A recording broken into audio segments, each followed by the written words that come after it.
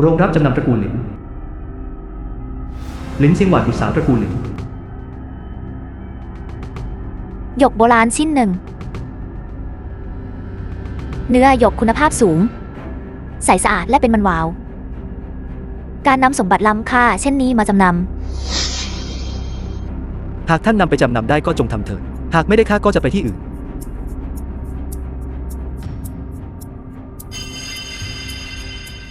หยกชิ้นนี้มีค่าเพียง2 ตำลึงแต่เงิน2 ตำลึงนี้ไม่สามารถซื้อเกียรติภูมิของตระกูลลู่แห่งฟ้านหยางได้บอกข้ามาเหตุใดท่านถึงแอบอ้างว่าเป็นคนของตระกูลลู่แห่งฟ้านหยางท่านไม่กลัวถูกเปิดโปงหรือท่านอยากตายนักหรืออย่างไรเหตุใดท่านต้องทำให้ข้าลำบากใจด้วยเล่าแม่นาง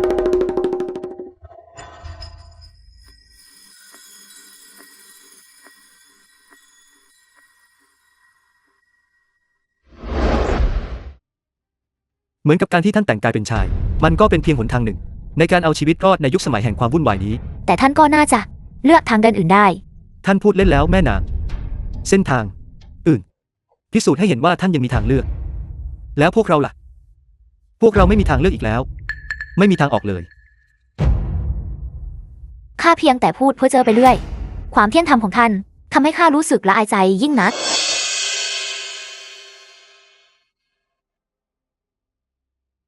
ได้โปรดอยู่ต่อเถิดท่านนี่ไม่ใช่สิ่งที่เสมียนโรงรับจำนำอย่างข้าควรจะพูดแต่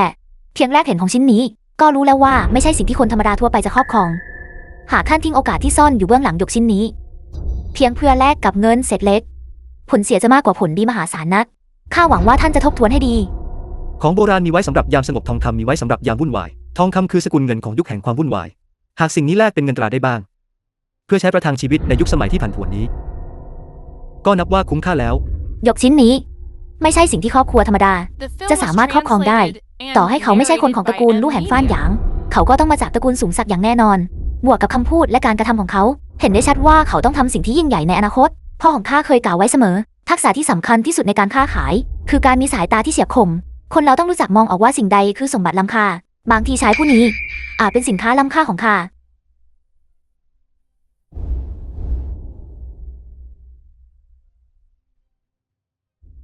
ข้าเห็นแล้วว่าท่านเป็นผู้ที่มีวาสนาสูงส่ง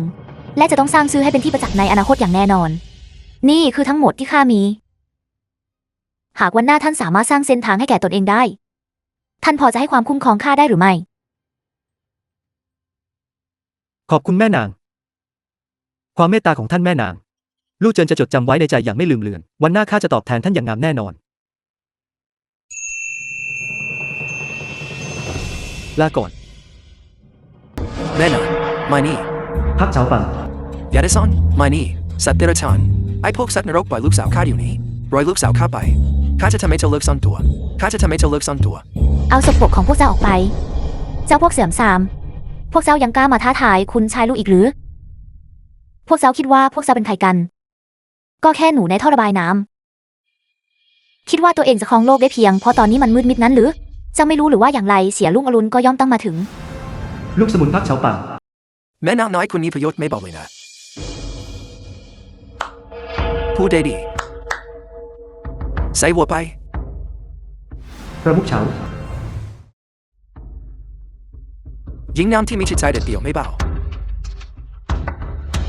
บอกไว้ก่อนนะพอพวกข้าจัดการเจ้าเสร็จแล้วจะดูสิว่าเจ้าจะยังบิรันอยู่อีกไหมข้าจะรอดูว่าเจ้าจะทำอย่างไรต่อไปดีนาวเป็นของเจ้าแล้วรอยลูกสาวข้าไปรอยลูกสาวข้าไปอย่ามาแต่ต้องตัวข้าอย่ามาแต่ต้องตัวข้า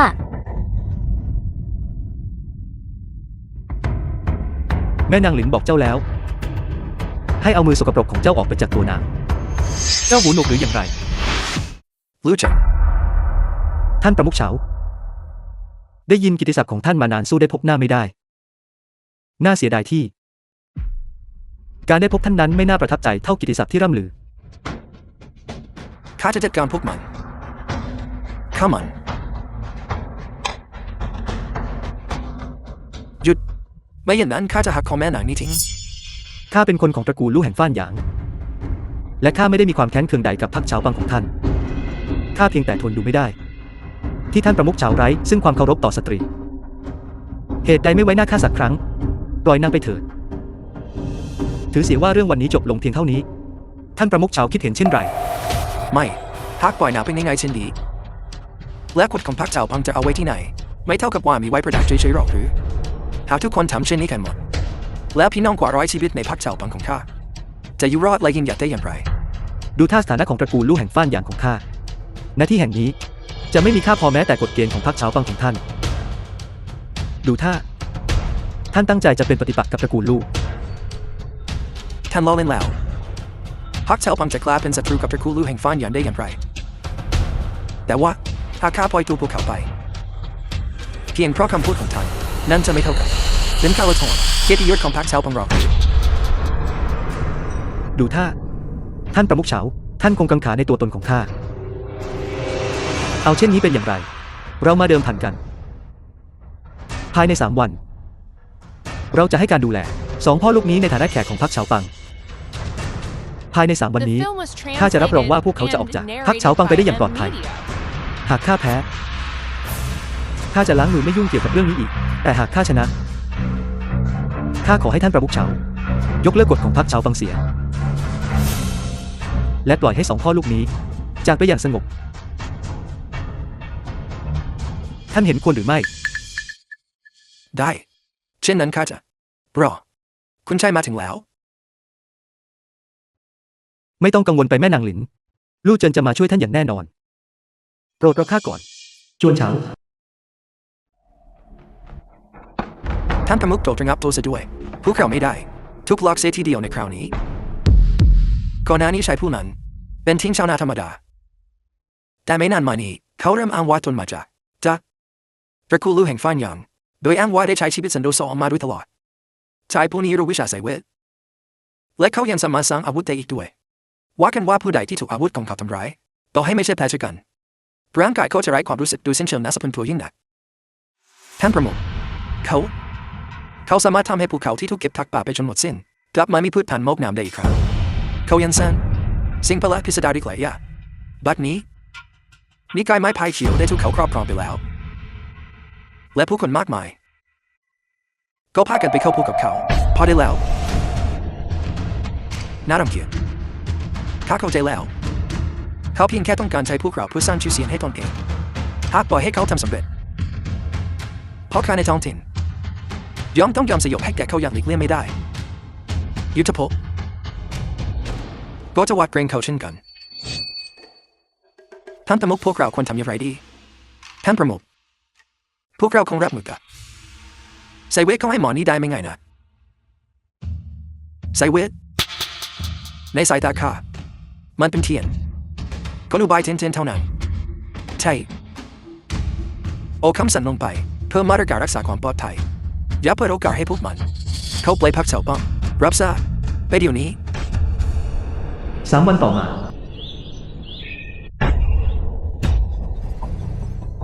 บัดซบไอ้คนเซลูนั้น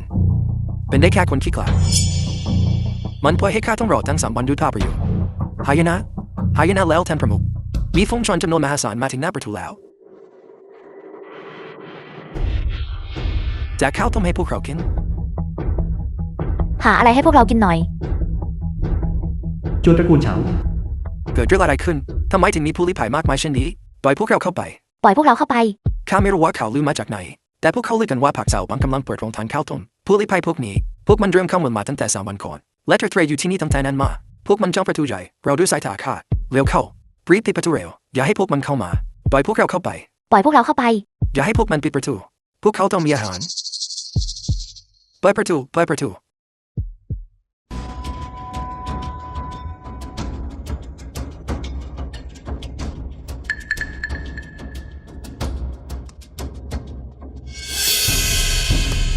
พี่เจินท่านช่างมีวิสัยทัศน์กว้างไกลนะ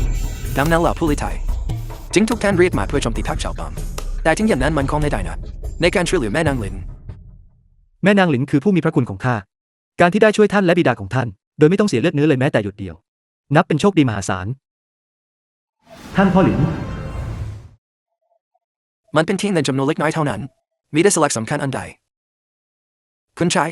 ท่านได้ทุ่มเทแรงกายแรงใจทั้งหมดช่วยชีวิตลูกของข้าและตัวข้า ในชาตินี้กาเซลินจะต้อง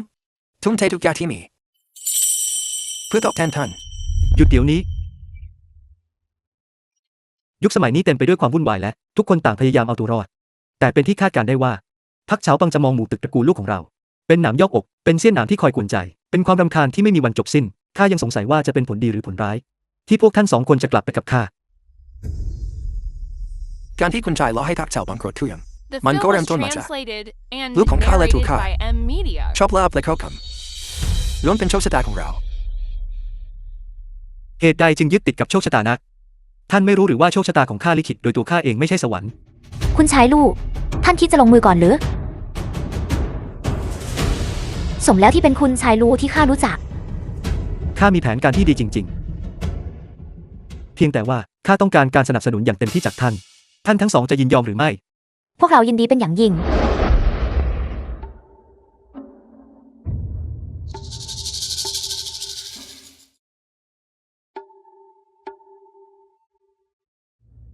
ท่านพี่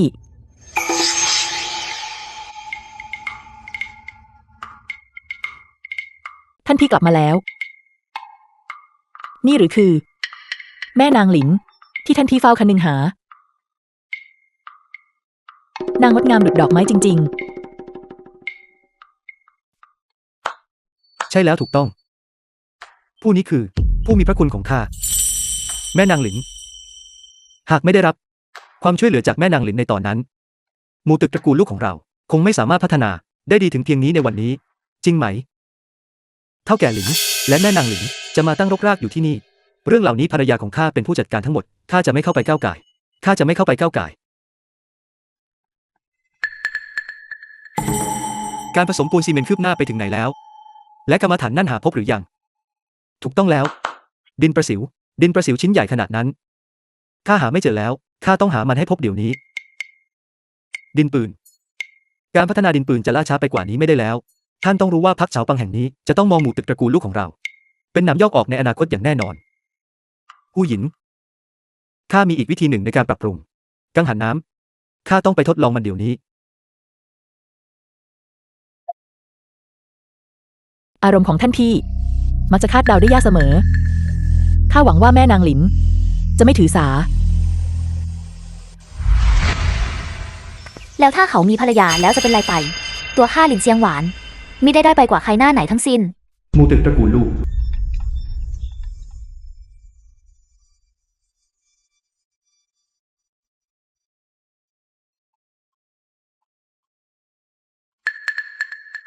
เมื่อครู่พวกเขาไม่ได้สู้กันใช่หรือไม่ ไม่ใช่ พวกเขาจะสู้กันทำไม เป็นเช่นนั้นแล้วพวกเขายังไม่สู้กันอีกหรือ ไม่ใช่ พี่เจินท่านคงไม่ได้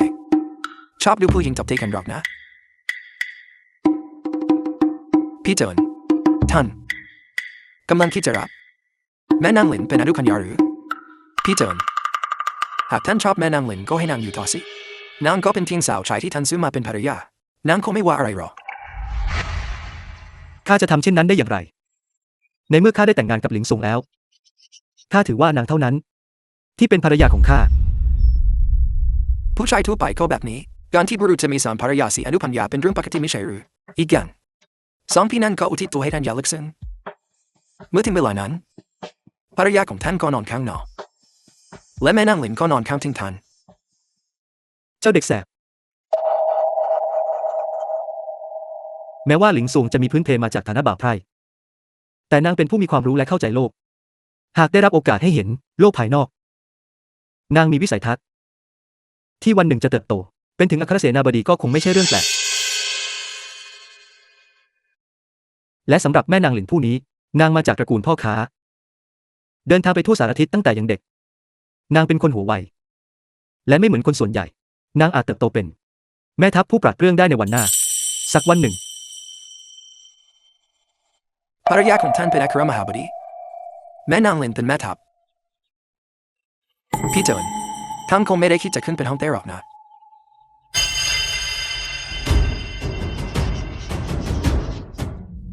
ไม่ถือสาเลยเจ้าค่ะ เจ้าช่างมองการไกลได้สั้นนัก นี่เป็นความทะเยอทะยานที่บ้าระห่ เจ้า พวกเจ้าต่างพูดมาได้มีเหตุผล แต่เรื่องนี้มีความจำเป็นเร่งด่วนความกังวลของหลิงซงนั้นไม่ใช่ไม่มีมูลทว่าความเป็นจริงในสถานการณ์ของเราไม่เปิดโอกาสให้เราผลาดกลัวเราต้องการเงินให้มากขึ้นเราต้องการเงินทุนตั้งต้นที่จำเป็นที่สุดมิเช่นนั้นเราคงมุ่งหน้าสู่ความตายอย่างแน่นอนทันที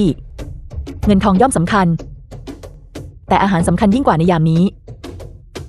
พวกเราทุกคนเพิ่งจะจัดการให้อิ่มท้องได้แล้วท่านกลับจะใช้ธัญพืชเป็นหมักสุรา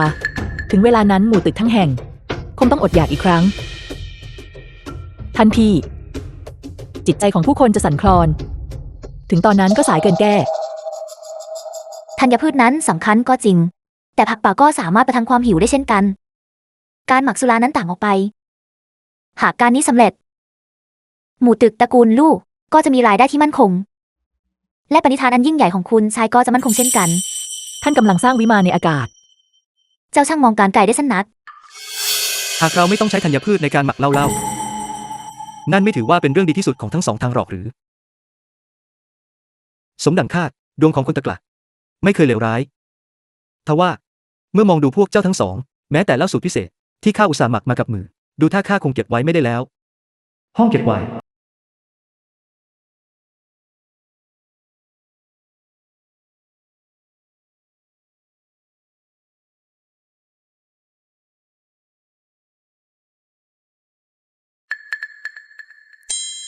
กลิ่นหอมมีช่างเข้มข้นทั้งยั้งสดชื่นถึงจิตวิญญาณสมเป็นสุราเลิศรสอย่างแท้จริงกลิ่นผลไม้หอมฟุ้งเพียงได้กลิ่นก็มึนเมาข้าไม่เคยเห็นสุราที่เลิศรสเช่นนี้มาก่อนผลไม้ชนิดนี้มันมีขนาดเล็กเปลือกหนาและไร้เนื้อรสชาติจืดชืดไม่ช่วยให้อิ่มท้องแต่ก็เสียดายที่จะทิ้งไปข้าจึงนำผลไม้เหล่านี้มาหมักเป็นเหล้าผลไม้มาเถิดพวกเจ้าทั้งสองลองชิมดูสิข้าอยากรู้ว่าพวกเจ้าคิดเห็นอย่างไร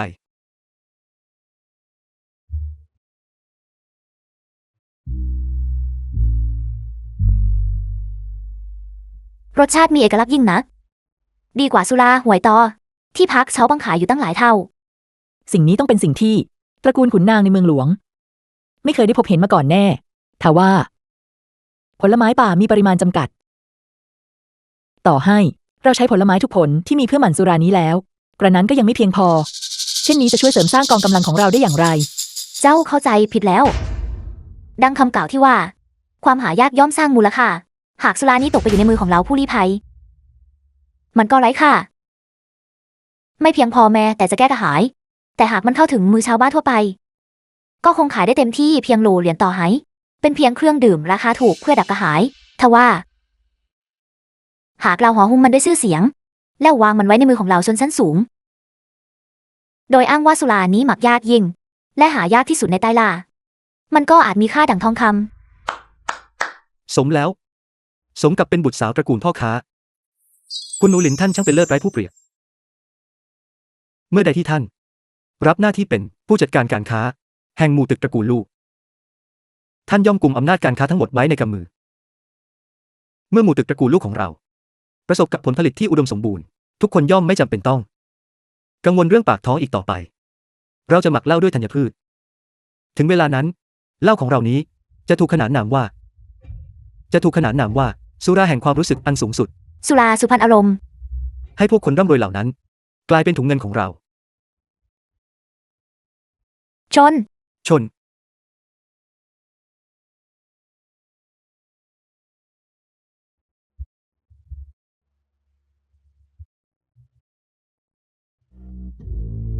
เยี่ยมยอดตั้งแต่วันพรุ่งนี้ข้าจะนำสุราสุพรรณอารมณ์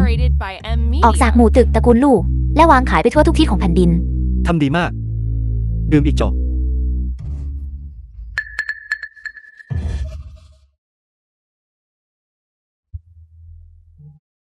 นำสุราพรรณอารมณ์เลิศรัศมีสักไห่รับทราบ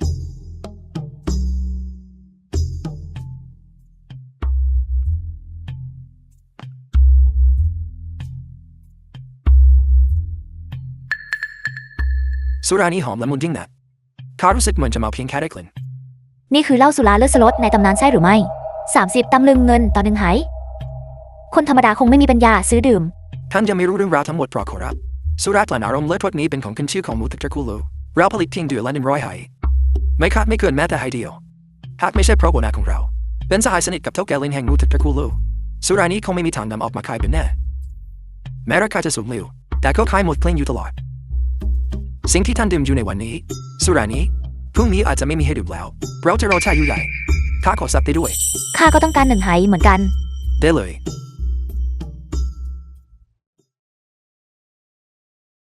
พักเฉาปัง ท่านประมุขโปรดระงับตัวซะด้วยหมูตึกตระกูลลูหวังแผนได้ยับยุนหนักไม่เพียงแต่เจ้าจะใช้พักเสาปังของข้าสร้างบารมีแต่ยังคิดจะตัดวันทางทำกินของข้าอีกบางอาจล่วงเกินพักเสาปังของข้าเจ้าจะต้องตายสุรากลั่นอารมณ์เลสนี้เด็กกว่าเอาลูกค้าชนชั้นสูงไปเกือบหมดสิ้นสุราของเราบัดนี้ขายได้เพียงชาวบ้านทั่วไปเท่านั้นไปติดต่อท่านเสียบอกเขาว่าข้าตกลงตามข้อเสนอของคงพิงออนเชิญเขามาพักที่พักเสาบังของเราชั่วคราวแล้วเราจะปรึกษาหารือเรื่องใหญ่ร่วมกันรับทราบไปเร็วเข้า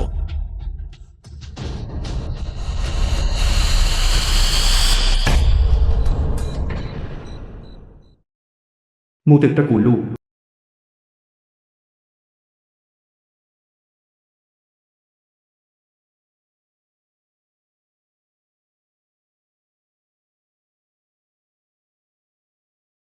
ทันทีภายในหมู่ตึกตระกูลลู่ทุกเรื่องล้วนถูกจัดระเบียบเรียบร้อยแล้วแต่ละหน่วยและแต่ละทีมต่างคัดเลือกหัวหน้าของตนเองแล้วและตามที่ท่านพี่สั่งการพวกเขาทุกคนต่างปฏิบัติหน้าที่ของตนอย่างเคร่งครัดเราเพียงแค่ต้องไปตรวจสอบช้างเก็บเสบียงในภายหลังท่านพี่เจ้าเกิดเรื่องอันใดขึ้นกับเจ้า คันไถเหล็กแบบโค้ง คันไถงอนคือสิ่งใด คันไถเหล็กแบบโค้งเป็นหนึ่งในสิ่งประดิษฐ์ที่ยิ่งใหญ่ที่สุดในประวัติศาสตร์เกษตรกรรมของเราด้วยสิ่งนี้เราสามารถเพิ่มผลผลิตทางการเกษตรได้ความยากลำบากเรื่องปากท้องของเราจะได้รับการแก้ไขและในยุคสมัยแห่งความวุ่นวายนี้เราจะมีที่ยืนในที่สุด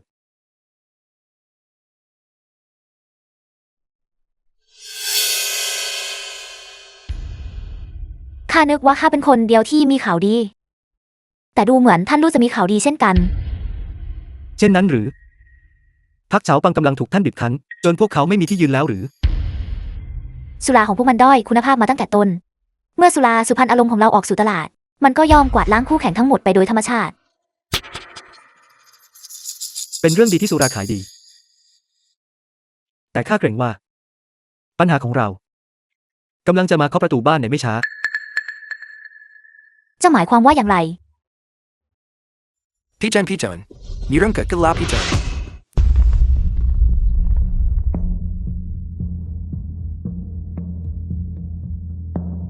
ยุ้งฉางเก็บธัญพืช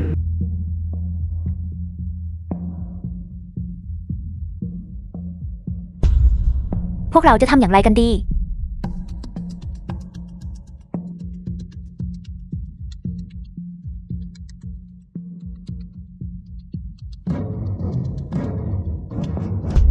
เป็นความผิดของข้าเองหากข้าออกมาตรวจตราในวันนี้เรื่องเช่นนี้คงไม่มีวันเกิดขึ้นไม่ทั้งหมดเป็นความผิดของข้าเองช่วงนี้ข้าใช้ชีวิตสุขสบายขึ้นไปจนลืมข้อระวังที่เราเคยมียามเมื่อเราใช้ชีวิตอยู่บนเส้นได้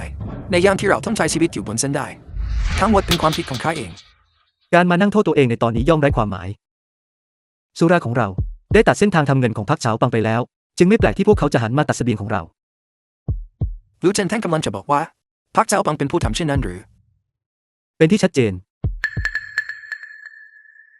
การตัดเสบียงของเราจะทำให้พวกเขาทำลายขวัญกำลังใจของเราและก่อปัญหาให้กับการหมักสุราของเราธนู1 ดอกยิงนก2 ตัวมันคือการยิงปืนนัดเดียวได้นก2 ตัวเช่นนั้นเราควรทำอย่างไรต่อให้เราพยายามกว้านซื้อธัญพืชในราคาสูงตอนนี้เราก็หาซื้อที่ไหนไม่ได้แล้วไม่ต้องกังวลตอนนี้เราเพียงต้องทำ2 สิ่ง 1. ตรวจสอบให้แน่ใจว่าทุกคนในหมู่ตึกได้กินอิ่มหนำและ 2. ตามหาตัวคนที่ขโมยเสบียงไปแต่เราจะไปหาธัญพืชมาจากที่ใดพักเฉาปังโซดาของท่านกวงทิ้งออนทรงยอมรับแล้วทว่าพระประสงค์ของคนพิงออนคือท่านเซียนหวังว่าท่านจะจัดหาสุรากลั่นอารมณ์เลิศรสมาให้ด้วย โทษเรียนต่อควงทิ้งเอาว่าพักเจ้าบังของข้าจะพยายามอย่างเต็มที่ในการยึดมูตึกตระกูลลูและเมื่อถึงเวลานั้นสิ่งที่ได้มาทั้งหมดจะตกเป็นของคงพิงอ๋องแค่นั้นยังไม่พอข้าได้ยินมาว่าลู่เจินผู้นี้มาจากตระกูลลู่แห่งฟ้านหยางมีวิชาความรู้ที่ล้ำลึกถึงสวรรค์ท่านเสียโปรดมองให้ชัดเจนสาวกพักแถวบางส่วนใหญ่ของข้าต่างรู้ดีซะว่าคนแซ่ลู่ผู้นี้เป็นที่อันธพาลข้าวถนนอันธพาลข้าวถนนงั้นหรือมันจะไปเข้าใจกลยุทธ์ล่อซื้อออกจากพวกเขาได้อย่างไรแค่พวกที่กระบอกมันจะไปรู้จักวิธีปรับปรุงการทอผ้าและทำนาได้อย่างไรคิดคอนเทนต์ทางเขียนหนังสือบุญซีเมลและนาไม้ได้อย่างไรแค่พวกที่กระบอกรวบรวมผู้คนไร้ที่อยู่อาศัยและสั่งสอนชาวบ้านด้วยคนเพียง10 กว่าคนกลับยึดครองดินแดนได้ทั้งแห่งแค่พวกที่กระบอกมันจะไปปรุงสุราเลิศรสเช่นนั้นออกมาได้ยังไงจนทำให้ถักสาวบางต้องจนปัญญาทิ้งเพียงนี้ไม่ได้กันคนผู้นี้หากไม่สามารถนำมาอยู่ภายใต้อำนาจของเรามันจะต้องกลายเป็นศัตรูที่น่ากลัวอย่างแน่นอนถ้าต้องเขียนจดหมายถึงกวงพิงอ๋องเพื่อปลิดปลอมมันนี้คือหนทางเดียวที่สมเหตุสมผล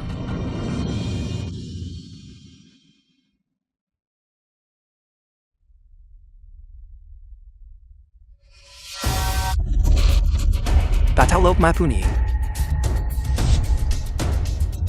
ทหารท่านประมุขไปนำธัญพืชที่ยึดมาจากหมู่ตึกตระกูลลูไปไว้ที่โรงครัวทั้งหมดเน้นมาลุจินวางแผนตัดสบิงของเราหมู่ตึกตระกูลลูจะต้องถึงคราวอับจนในไม่ช้า หมู่ตึกตระกูลลู่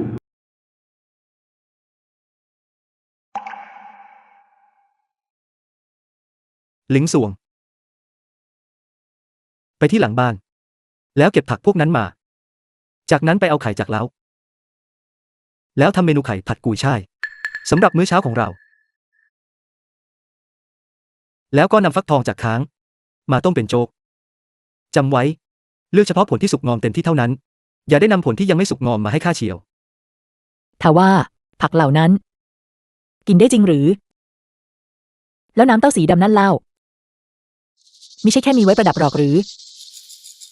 พวกมันไม่มีใครรู้จักพืชเหล่านี้เลยข้ากำลังใช้ข้อเท็จจริงนี้เป็นหลักประกันอย่างหนึ่งท่านประมุขโปรดรักษาประตูหมู่ตึกไว้อย่าปล่อยให้ผู้ใดเข้าหรือออกเพื่อสกัดกั้นไม่ให้พวกขโมยธัญพืชเคลื่อนไหวได้ใช่ แม่นางหลินโปรดนำบัญชีรายชื่อมาให้ข้าเราจำเป็นต้องขุดรากถอนโคนสายลับเข้าใจแล้วข้าสงสัยว่าคุณของพรรคเฉาปังจะได้กินธัญพืชเหล่านั้นไปบ้างแล้วหรือยังเสบียงอาหารของข้าไม่ใช่สิ่งที่ใครจะมาแย่งชิงไปได้ง่ายๆพรรคเฉาปังท่านเสีย The film was translated and ข้าได้ยินมาว่า narrated by ท่านไปยึด M. ธัญพืชของลู่เจินมาท่านเสียมันเปิดประตูเราให้เราไปขโมยนี่ไม่ใช่การชี้เชิญให้เราไปฉกฉวยหรอกหรือท่านทราบหรือไม่ว่าคงพิงอ๋องตั้งใจจะเกลี้ยกล่อมลู่เจินเรื่องนี้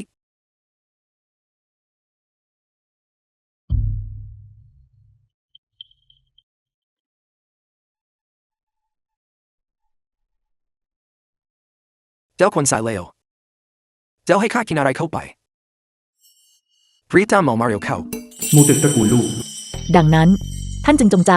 ปล่อยให้พวกมันขโมยเสบียงไปหรือคำว่าตั้งใจอาจจะดูเกินจริงไปสักหน่อยเพียงแต่ว่าโชคของพวกมันหมดลงแล้วหากเป็นเมื่อก่อนหน้านี้สิ่งที่พวกมันขโมยไปคงเป็นมันสำปะหลังหวานต่อให้พวกมันขโมยไปก็คงไม่ใช่ปัญหาใหญ่โตอะไรโชคร้ายที่ปัญหาก็คือพวกมันเพิ่งจะมาขโมยในช่วง2 วันนี้เองนั่นจะแตกต่างกันอย่างไรพวกมันเข้าใจผิดว่าเป็นเหมือนคราวก่อนและคิดว่าเป็นมันสำปะหลังหวานแต่ใครจะไปคาดคิดว่าพวกท่านจะขุดเจอมันสำปะหลังขมหากมันสำปะหลังขมชนิดนี้ไม่ผ่านการแปรรูปอย่างถูกวิธีมันก็มีพิษที่ท่านประมุขยืนกรานให้พวกเราทุกคนกินข้าวพร้อมกันก็เพราะเหตุนี้ใช่หรือไม่เพื่อให้แน่ใจว่ามันสำปะหลังที่มีพิษนั้นถูกปรุงอย่างถูกต้องเพื่อป้องกันไม่ให้ทุกคนถูกวางยาพิษใช่หรือไม่ทุกคนต่างคิดว่าการปอกเปลือกมันสำปะหลังแล้วแช่น้ำเป็นเพียงการทำให้สีขาวดูน่ากินเมื่อปรุงสุกแต่ข้าไม่ได้บอกพวกเขาทั้งหลาย ว่าหากไม่แช่น้ำเสียก่อนมันจะถึงแก่ชีวิต มันถึงแก่ชีวิตได้ เช่นนั้นบอกข้ามาพวกที่ขโมยเสบียงไปเป็นอย่างไรบ้าง เรื่องนี้พักเฉาปัง คนทั้งพักเจ้าผมฐานโดนยาพิษชนิดเดียวกัน ท่านหมอชรา หากไม่รีบทำให้อาเจียนออกมาเสียแต่เนิ่นๆข้าเกรงว่าในพักเจ้าบังคงไม่มีใครรอดชีวิตโชคดีที่พวกเขารีบทำให้อาเจียนออกมาทำให้ที่ติดอกขังไม่ได้แรงถึงชีวิตลูเจนข้าสาบานว่าจะไม่ยอมหยุดทักจนกว่าจะทำลายเจ้าได้เจ้าคุณโมข่าวไร้ประโยชน์ข้าจะรายงานเรื่องนี้ต่อท่านโอแน่นอนคนปัญญาอ่อนเช่นเจ้าไม่ควรค่าแก่การเก็บไว้ ท่านประมุขช่างปราดเปรื่องยิ่งนัก ในมือของท่านธัญพืชนี้ เป็นสิ่งศักดิ์สิทธิ์ที่ช่วยหล่อเลี้ยงชีวิต แต่ในมือของศัตรูมันกลับกลายเป็นอาวุธสังหาร อย่างไรก็ตาม เมื่อพิจารณาจากนิสัยใจคอของหัวหน้าพรรคผู้นั้นข้าเกรงว่าพวกมันจะผูกพยาบาทกับเราจนถึงที่สุดท่านพี่ควรเตรียมตัวไว้แต่เนิ่นๆจะดีที่สุด ไม่ต้องกังวลไปกำลังรบของพรรคเฉาปังถูกบั่นทอนลงแล้ว และพวกมันไม่กล้าเผชิญหน้ากับเราโดยตรง เราควรให้ความสำคัญกับการวิจัย เครื่องกลั่นของเรา โรงงานกลั่น เทคโนโลยีการซีนของข้ายังคงต้องปรับปรุงอีกเล็กน้อย เพื่อที่ว่าเมื่อถึงเวลาข้าจะสามารถใช้ เทคนิคการซีนนี้ ในการสร้างเครื่องจักรไอ้น้ำ เจ้ากำลังพูดจาไร้สาระอีกแล้ว ไก่ก็คือไก่ ไก่นึ่งที่ว่านั่นคือสิ่งใดกันข้าสงสัยว่าท่านคงเพียงแค่อยากกินไก่ต้มเสียมากกว่า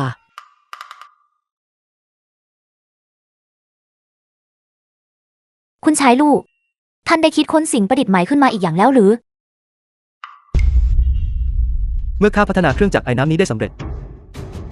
ข้าจะเริ่มการปฏิวัติอุตสาหกรรมน้ำหมู่ตึกแห่งนี้ ถึงตอนนั้น พวกท่านทุกคนจะตระหนักได้เองว่าสิ่งประดิษฐ์ของข้านี้ยิ่งใหญ่เพียงใดพักเฉาปัง ท่านเสียนั่นไม่ใช่การปล่อยเรื่องนี้ไปง่ายๆหรอกหรือยอมความนั้นหรือท่านจะให้ข้ายอมความได้อย่างไรหรือว่าการตายของคนในพักเจ้าปังทั้งหมดของข้าไม่มีใครรอดชีวิตเลยนั่นหรือคือสิ่งที่ท่านเรียกว่าการยอมความแม้ข้าจะรับใจความผิงอ่อนแต่ข้าก็ใช้เวลาหลายปีในการสร้างอิทธิพลที่นี่ลูกน้องภายใต้คำสั่งของข้าต่างร่วมเป็นร่วมใจกับข้ามาตลอดข้าต้องลังแค้นให้พวกเขามูลที่ตระกูลลูทำให้คนของข้าต้องสังเวยชีวิตไปหลายสิบคนระหว่างข้ากับมูลที่ตระกูลลูนี่คือความแค้นที่ต้องชำระด้วยเลือดผู้ที่มีพรสวรรค์ล้ำเลิศถึงที่นี้ จวนของกวงผิงอ๋องกวงผิงอ๋อง ได้ก่อนกลับเป็นทิ้งคนเซเพลย์ไรข้า The film was translated and narrated ตระ by กูลลูแห่งฟ้าหยาง Media. กลับให้กำเนิดคนที่มีพรสวรรค์เช่นนี้ได้ คนผู้นี้ต้องถูกดึงหมายเข้าพวกของเราถ้าเป็นไปไม่ได้ก็จงสังหารมันเสียเป็นพ่อเจ้าโยกในธัญพืชของผู้อื่นและส่งคนไปขโมยมาเจ้าถึงได้นำพาความตายมาสู่คนของเจ้าเองท่านเซโปรบอกความทิ้งอ่อนด้วยว่าพักเจ้าปังแลหมู่ตึกตระกูลลูไม่มีวันรับใช้ในคนเดียวกันได้ไม่เข้าข้อข้าท่านจัดการเถิด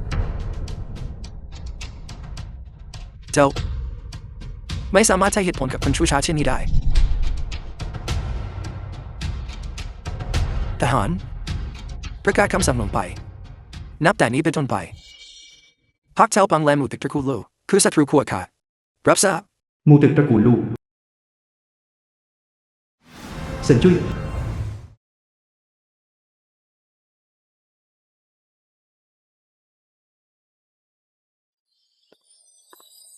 คารวะท่านประมุข เจ้าคือเซินจุ้ย ผู้ที่อ้างว่ามีความเชี่ยวชาญ ในคัมภีร์ทั้ง4และตำราทั้ง5ตอนที่ลงทะเบียนกระนั้นหรือ ถูกต้องแล้ว เจ้าต้องการสิ่งใด ข้าพบสายลับเขาคนหนึ่งข้าตั้งใจมารายงานเรื่องนี้ต่อท่านประมุขโดยเฉพาะ เจ้าค้นพบสายลับอย่างนั้นหรือ แล้วเจ้าค้นพบมันได้อย่างไร เมื่อวันศุกร์ตอนที่ข้าช่วยท่านแม่ขุดมัวมันสำปะหลังข้าบังเอิญเดินผ่านโรงเก็บเสบียงตอนนั้นข้าสังเกตเห็นมีคนพ่นเปลี่ยนอยู่รอบบริเวณแต่ในตอนนั้นเขาไม่ได้ทำอะไรน่าสงสัยข้าจึงไม่ได้ระวังตัววันนี้หลังจากที่โรงเก็บเสบียงถูกปล้นข้าตรวจสอบทุกคนในหมู่ตึกทีละคนและพบว่าคนผู้นั้นหายตัวไปนั่นคือเหตุผลที่ข้ามั่นใจว่าเขาต้องเป็นสายลับแน่นอน เจ้ายังเด็กนัก แต่ฝีปากของเจ้ากลับกล้าหาญยิ่งนัก เจ้าสามารถจดจำทุกคนในหมู่ตึกได้หมดเลยหรือ หากท่านอนุญาตข้าแต่ฉันกวีนิพนธ์ตั้งแต่อายุ3 ขวบและท่องจำคัมภีร์ได้ตั้งแต่อายุ5 ขวบการมีความจำที่เป็นเลิศเป็นทิ้งทักษะพื้นฐานการวิเคราะห์และสังเคราะห์ข้อมูลต่างหากคือจุดแข็งที่แท้จริงของข้า สายลับที่เจ้ากล่าวถึง คือคนผู้นี้ใช่หรือไม่ ต้องเป็นคนผู้นี้เจ้ารู้ได้อย่างไรเหตุใดเจ้าจึงไวกว่าข้า เด็กวัย8 ขวบ ที่แบกรับความกังวลของคนวัย80 เจ้าสามารถระบุตัวสายลับได้ หากข้าในฐานะประมุขไม่สามารถสังเกตเห็นเขาได้ ข้าจะไม่ถือว่าบกพร่องต่อหน้าที่หรอกหรือ ในเมื่อท่านประมุขปากเปรี้ยวทันทีนี้ท่านคงทราบแล้วใช่หรือไม่ว่าศัตรูคือใครและท่านคงตัดสินใจเรื่องมาตรการตอบโต้ไว้แล้วท่านจะไม่บอกข้าหน่อยหรือ เจ้าไม่ใช่ยอดอัจฉริยะหรอกหรือ หากเจ้าเป็นข้า เจ้าจะทำอย่างไร กลยุทธ์ต่อต้านการจังกรรม เซินจุ้ย เจ้าแน่ใจแล้วหรือว่าต้องการเป็นทหาร และปกป้องหมู่ตึกตระกูลลูก ยอมได้และไม่ใช่แค่ข้าพวกเราทุกคนที่เป็นเด็กกำพร้าที่ท่านประมุขชบลิ้มมาต่างเต็มใจทุ่มเททุกสิ่งทุกอย่างเพื่อหมู่ตึกตระกูลลูก แต่พวกเจ้าทุกคนยังเป็นเพียงเด็ก เด็กควรจะอยู่ในห้องเรียนที่กว้างขวางและสว่างไสวได้รับการดูแลอย่างปลอดภัย เรียนรู้สรรพวิชา และสร้างหลักฐานสำหรับอนาคต ไม่ใช่เช่นนั้นพวกเราเกิดมาในยุคสมัยแห่งความวุ่นวายเราไม่มีทางเลือกนอกจากต้องรับชะตากรรมนี้เราต้องแข็งแกร่งขึ้นเพียงเพื่อจะอยู่รอดบัดนี้เรามีท่านประมุขคอยปกป้องเราจากพายุร้ายแต่ถ้าหากวันหนึ่งไม่มีท่านล่ะหากผู้ใหญ่คนอื่นไม่อยู่ที่นี่แล้วล่ะเราต้องพึ่งพาตนเองนั่นคือเหตุผลที่หน่วยสอดแนมขอเข้าร่วมการต่อสู้ ตกลง นับจากวันนี้เป็นต้นไป เจ้าจงรวบรวมเด็กทุกคนในหมู่ตึก จัดตั้งเป็นหน่วยสอดแนม ภายในขอบเขตความสามารถของเจ้า จงปกป้องหมู่ตึกตระกูลลูก จำไว้ พวกเจ้าไม่ใช่หน่วยรบ แต่เป็นอนาคตของหมู่ตึกแห่งนี้ พวกเจ้าต้องใช้ความได้เปรียบของการเป็นเด็กให้เป็นประโยชน์ เพื่อรวบรวมข่าวกรอง ในยามที่ศัตรูเผลอไผลพวกเจ้าทำได้หรือไม่ พวกเรารับรองว่าจะทำภารกิจให้สำเร็จ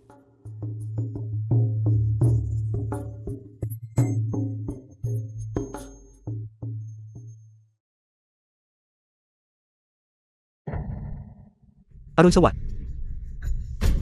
วิถีชีวิตของคนโบราณเหล่านี้ช่างดีนัก ยังออกมาวิ่งจ็อกกิ้งยามเช้ากันอยู่เลย เจ้าทำข้าตกใจแทบตาย นักสืบ มันพบยาพิษในบ่อน้ำแล้วหรือทำไมมันถึงยังปกติดีอยู่หรือเป็นเพราะมันไม่ได้กินมื้อเช้า ดังนั้นเป้าหมายของสายลับเหล่านี้ ก็คือลูกธนู พวกเราหารือกันเรื่องนี้แล้ว คนผู้นั้นเดินเทรๆไปทั่วหมู่ตึกเขาคอยสังเกตการทุกซอกทุกมุม ดังนั้นจุดประสงค์ของเขาคงเป็นเพื่อมาสอดแนมสถานการณ์ภายในหมู่ตึกเหตุผลที่เขาขโมยทีมวัวลูกธนูของเราคงเป็นเพราะวัวลูกธนูของเรานั้นมีเอกลักษณ์เฉพาะตัว เจ้าคนชั่วผู้นั้น หลิวหวนจง ภายนอกสวมชุดเครื่องแบบที่ทางหมู่ตึกแจกจ่ายให้ แต่ทว่าภายใต้ชุดนั้นเขาสวมชุดแซนเดมิลละเอียดสะอาดตาข้าเคยเห็นผ้าชนิดนั้นมาก่อนคนรวยคงไม่สมมันและคนจนก็คงไม่มีปัญญาซื้อดังนั้นสถานะของคนผู้นี้ต้องเป็นองครักษ์หรือไม่ก็คนส่วนในชวนยังชวนของทาลิวชื่อมันต้องเป็นคนของทักชาวฝั่งแน่ ลินหยาง สมัยที่ข้ายังเป็นขอทานข้าเคยเห็นพวกพักต่างๆสู้กันข้าได้ยินว่าพวกมันจะผูกรองเท้าฝังไว้กับฝ่าเท้าเพื่อให้ยืนหยัดมั่นคงระหว่างการต่อสู้และบนรองเท้าของคนผู้นั้นก็มีร่องรอยของสายรัดพวกนั้นอยู่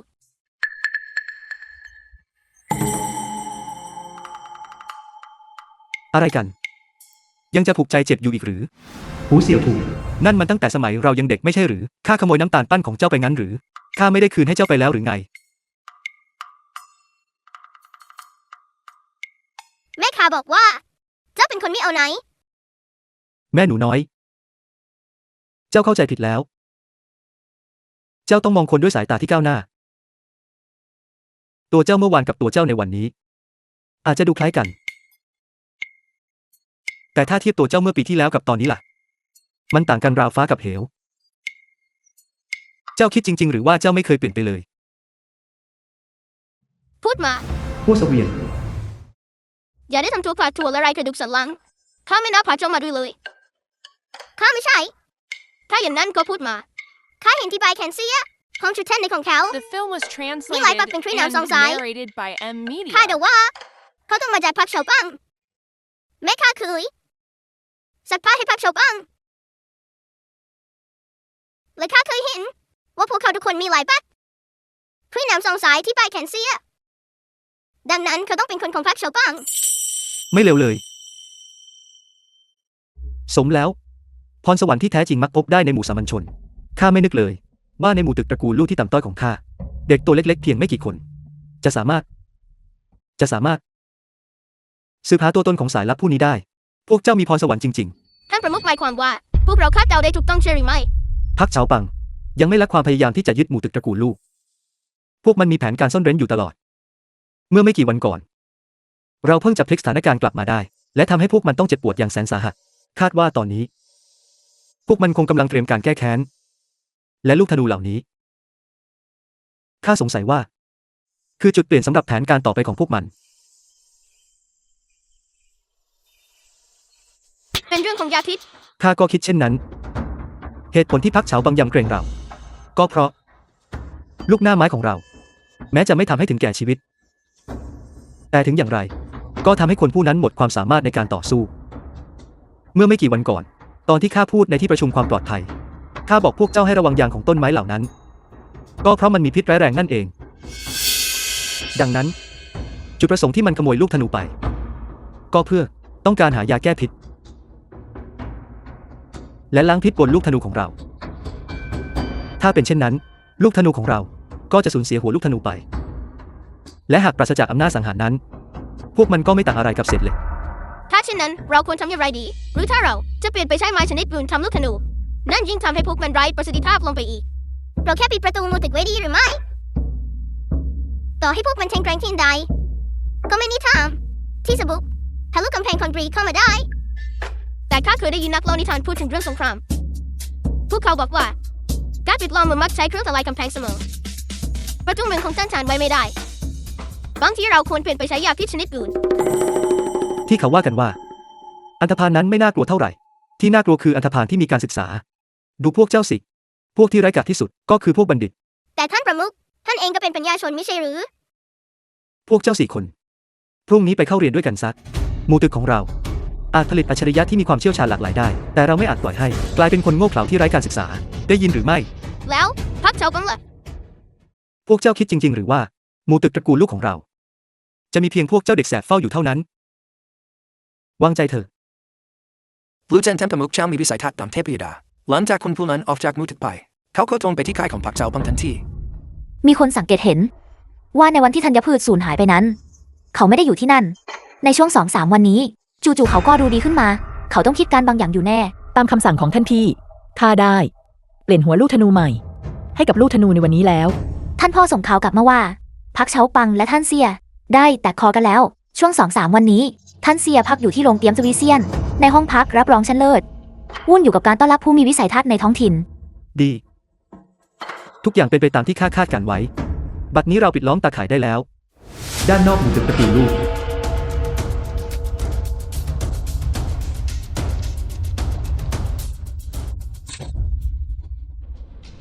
พี่น้องทั้งหลายถึงเวลาแห่งการทวงคืนความยุติธรรมแล้ว ทุกคนในหมู่ตึกต้องดื่มน้ำที่ปนเปื้อนพิษเข้าไป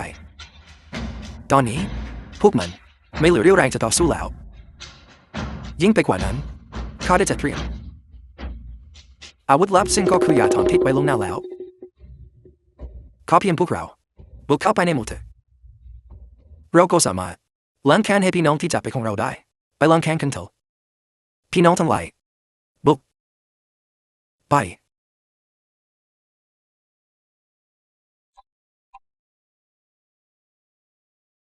บอกข้ามา นี่มันหมายความว่าอย่างไรเจ้าทุกคนช่วยฉันอ่านซื้อตัวเพจแล้วหรือรับประโยชน์จากทั้งสองฝ่ายแล้วทรยศพี่น้องของตัวเองอันหรือ The พูด film was พี่ใหญ่ translated ข้าเป็นคนของ and พรรคชาวปังใน narrated ยาม by มีชีวิต M Media. และเป็นที่ของพรรคชาวปังในยามตายข้าไม่เคยมีความคิดที่จะทรยศแม้แต่น้อยต้องเป็นเจ้าที่ทรยศข้าไม่อย่างนั้นแผนการอันรอบคอบของข้าจะพังไม่เป็นท่าได้อย่างไรข้าจะตีเจ้าให้ตาย เป็นไปไม่ได้อย่างไรแผนของเจ้าเต็มไปด้วยช่องโหว่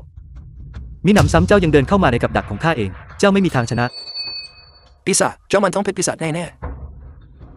ข้าเพียงต้องการนำพาผู้คนของข้าและเอาชีวิตรอดในยุคสมัยแห่งความวุ่นวายนี้ตราบใดที่เจ้าไม่มาระรานข้าก็จะไม่ระรานเจ้าเช่นกันประมุขเฉาพูดความจริงเถอะข้าไม่เคยล่วงเกินเจ้ามาก่อนแต่เจ้ากลับไปกลับมาหาเรื่องข้าที่นี่ไม่หยุดหย่อนแม้ลู่เจินผู้นี้จะไม่ใช่ผู้มีพรสวรรค์ยิ่งใหญ่แต่ข้าก็ยังเป็นคนของตระกูลลู่แห่งฟ้านหยาง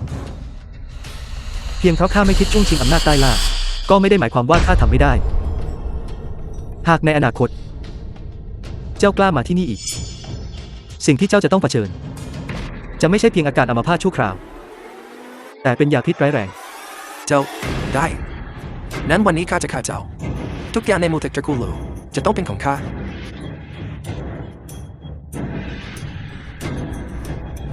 หากเจ้ายังดึงดันที่จะโจมตีพวกเราในอนาคตพวกเราก็จะไม่ใช้ชีวิตหลบซ่อนอยู่ในหมู่ตึกแห่งนี้อีกต่อไปดังนั้นจงจำไว้ให้ดีคติพจน์ของหมู่ตึกตระกูลลู่เราคือ เมื่อมีสหายมาเยือนเรามีสุราชนเลิศ เมื่อมีสหายมาเยือนเรามีสุราชั้นเลิศ เมื่อศัตรูมาเยือนเรามีปืนล่าสัตว์ เมื่อศัตรูมาเยือนเรามีปืนล่าสัตว์ ประตูทางเข้าหมู่ตึกตระกูลลู่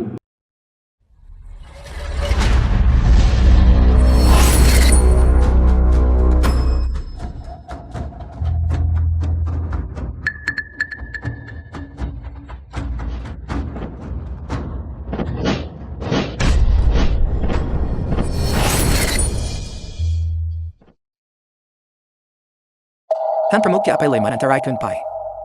ในเมื่อข้าอยู่ที่นี่แล้วข้าจะยืนดูเจ้าตายโดยไม่ทำอะไรเลยได้อย่างไร ท่านประมุขท่านประมุขห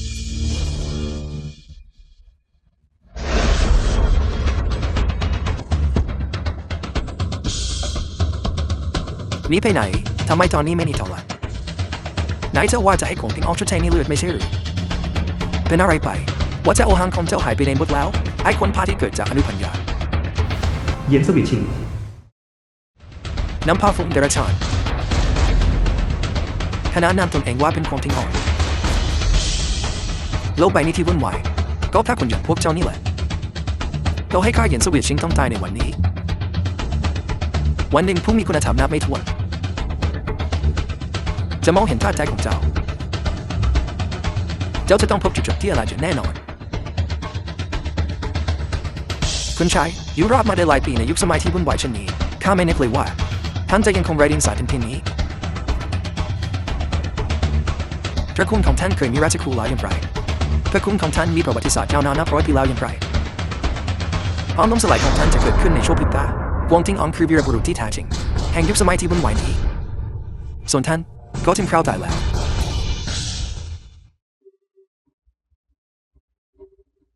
เจ้าพวกเจ้าเป็นใครกันกล้าที่จะไรจินมาแต่ท่องคนที่กวงทิ้งอองต้องการให้ตายเบื่อชีวิตแล้วหรือไง กวงพิงอองนั้นหรือผู้ที่มีความสัมพันธ์ใกล้ชิดกับพรรคเฉาปังถึงขั้นยอมรับสุราของพวกเขาและช่วยเหลือพรรคเฉาปังกวงพิงอองรอดชีวิตมาได้อย่างปาฏิหาริย์ แน่นอน ถ้าเช่นนั้นก็ไม่มีอะไรต้องกลัวสังหารเขาเสีย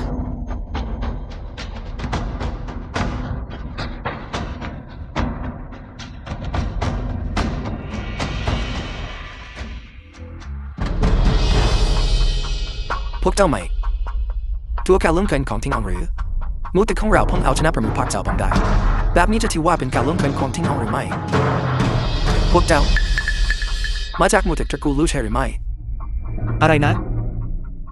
เจ้าเคยได้ยินชื่อหมู่ตึกตระกูลลู่หรือไม่ ข้าได้ยินมานานแล้วว่ามูติตระกูลลู่ไม่เกรงตัวผู้มีอำนาจ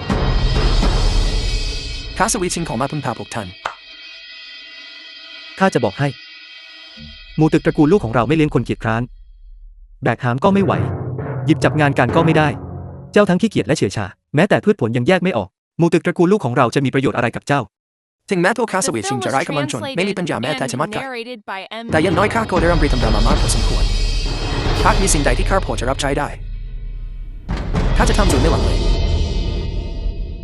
ที่หมู่ตึกตระกูลลูกของเรา เราไม่มีลำดับชั้นทางสังคมแบบเดิมๆต่อให้เจ้าจะมาจากตระกูลสูงสักดิ์แต่เมื่อเข้ามาที่นี่แล้ว เจ้าก็เป็นเพียงคนธรรมดาคนหนึ่งเท่านั้น เจ้าจะต้องปฏิบัติตามการจัดการของฝ่ายผู้นำและยินยอมเข้ารับการรายงานอุดมการณ์เจ้ายังเต็มใจจะอยู่ที่นี่หรือไม่ แน่นอน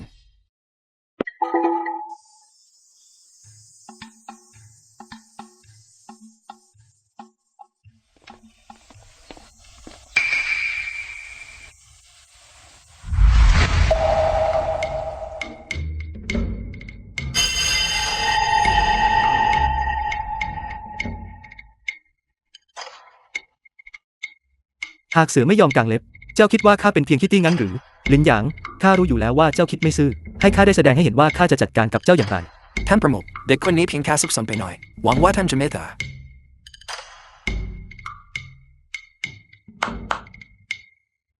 พูดมา ชั้นเรียนของอาจารย์เหยียนเป็นอย่างไรบ้าง อาจารย์ยืนนั่นเก่งกาจยิ่ง เพียงแต่ว่าข้าไม่ค่อยเข้าใจสิ่งที่ท่านสอนนะท่านนั้นชอบไปฝึกวรยุทธ์กับพิสิทธิ์มากกว่าข้าคิดว่าคลาสเรียนของอาจารย์เนียนดีกว่าอาจารย์คนก่อนๆของข้ามากจริงด้วย อะไรกันแน่เซินจุยเจ้าบอกข้ามา เขาว่ากันว่าอาจารย์หญิงเคร่งครัดในจารีตและเป็นคนหัวโบราณอย่างที่สุดเซนจุยเหตุใดเจ้าจึงหักหลังพวกเราท่านประมุขท่านคือผู้มีพระคุณช่วยชีวิตข้าทุกครั้งที่ท่านประมุขไปทำข้าก็บอกทุกอย่างที่ข้ารู้โดยไม่ปิดบังสิ่งใด อาจารย์เหยียนเปลี่ยนไปด้วยความสามารถ เพียงแต่เขายึดติดกับตำรามากไปหน่อย อย่างไรก็ตามสำหรับพวกเจ้าพวกเด็กหรือขอ เขามีคุณสมบัติเกินพอ แต่เขานั้นยึดติดจนเกินไปอย่างนี้เราอยู่ในยุคสมัยแห่งความวุ่นวายเพราะว่าเขายังคงยึดมั่นอยู่กับกฎเกณฑ์และจารีตเหล่านั้นเขาช่างไม่รู้จักปรับทุกสิ่งเลย พวกเจ้าต้องเรียนรู้ที่จะแสวงหาจุดร่วมสงวนจุดต่าง เปิดรับความหลากหลายในโลกใบนี้ และปล่อยให้ทุกคนได้ใช้ชีวิตอันรุ่งโรจน์ของตนเอง พวกเจ้าต้องเรียนรู้ ที่จะค้นหาสิ่งที่พวกเจ้ามีร่วมกัน นั่นคือวิธีที่พวกเจ้าจะกลายเป็นเพื่อนกัน และพวกเจ้าจำเป็นต้องค้นหาความแตกต่าง นั่นคือวิธีที่พวกเจ้าจะเติบโต นั่นคือความหมายของการแสวงหาจุดร่วมสงวนจุดต่าง ท่านประมุขช่างปรับเรื่องข้าขอคารวะจากใจจริงท่านประมุขรู้เชิญท่านประมุขรู้เชิญ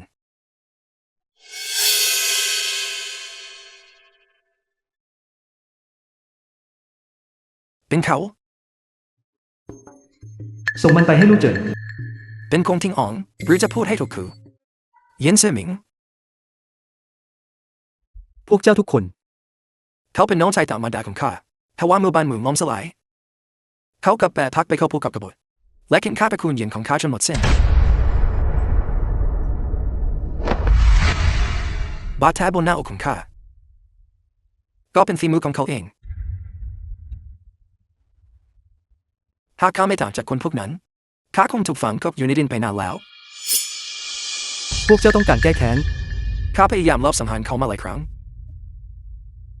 แต่การลังแค้นนั้นยากเกินไปสำหรับข้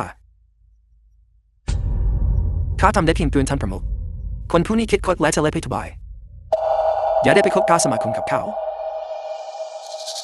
เขาว่ากันว่าบัณฑิตนั้นมักวางตัวห่างเหิน ทำไมพวกเจ้าถึงขยันขันแข็งในการคอยจ้องจับผิดผู้อื่นนัก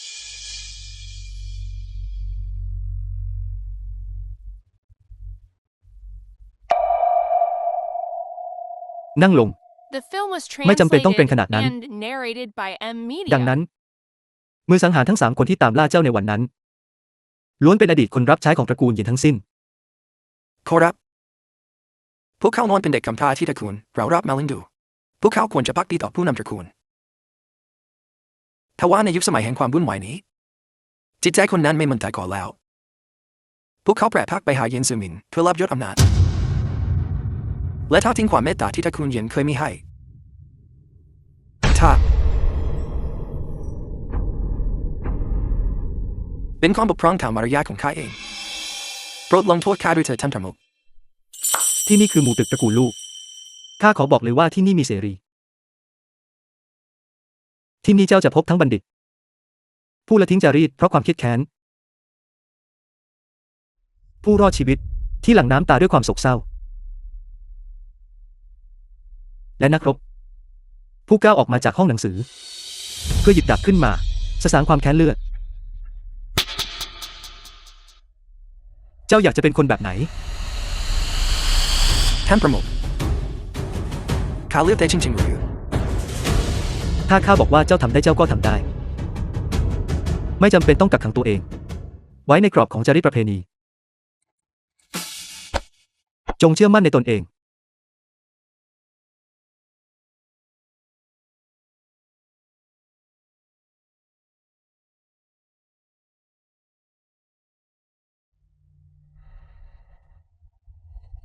มันพระชนของข้าจะต้องสมานศัตรูของตระกูลเยียนด้วยมือของข้าเองให้จงได้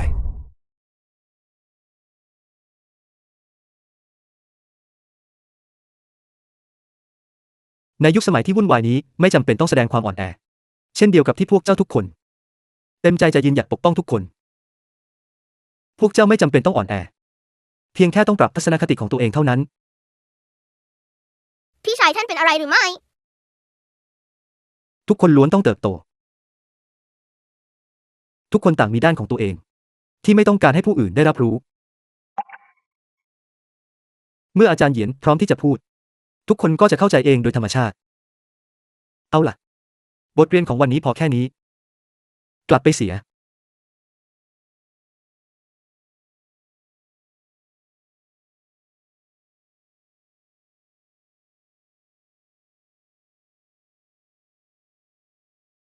ท่านประมุขลู่เฉินท่านประมุขลู่เฉิน ไม่ต้องถามไม่ต้องพูดเพียงแค่ทำเป็นว่าไม่ได้ยินอะไรทั้งนั้น ไม่ใช่เพียงแค่ที่ประตู เราจำเป็นต้องให้พื้นที่ส่วนตัวกับทุกคน หากพวกเขาแม้แต่พื้นที่ที่จะอยู่เพียงลำพังยังไม่มี สักวันพวกเขาจะแตกสลาย เมื่อถึงตอนนั้นไม่กลายเป็นฆาตกรก็คงจบลงด้วยการฆ่าตัวตาย มันจะอันตรายเพียงใดกัน ไม่ได้ท่านประมุขลู่เฉินผู้สงสารคนที่ชื่อเซ่คนนั้นกำลังขอพบท่านที่ประตูหมู่ตึก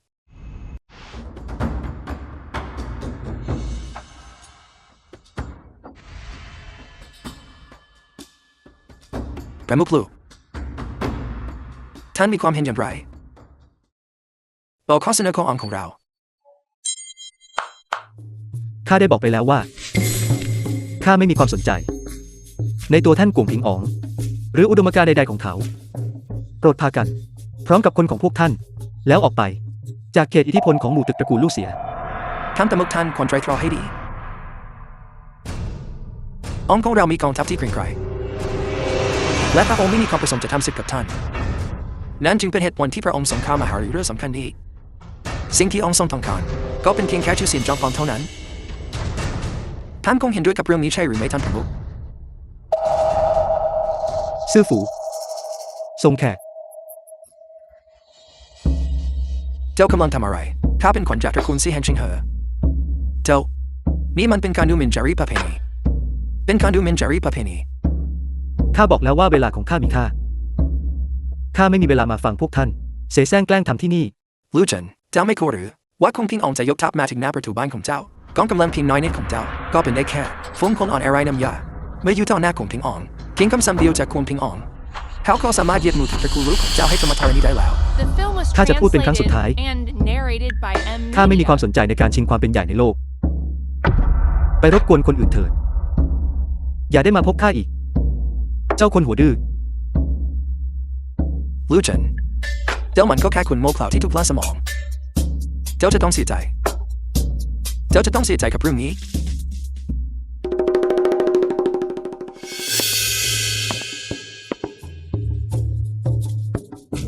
ท่านไม่ควรปล่อยให้เขาไปเลย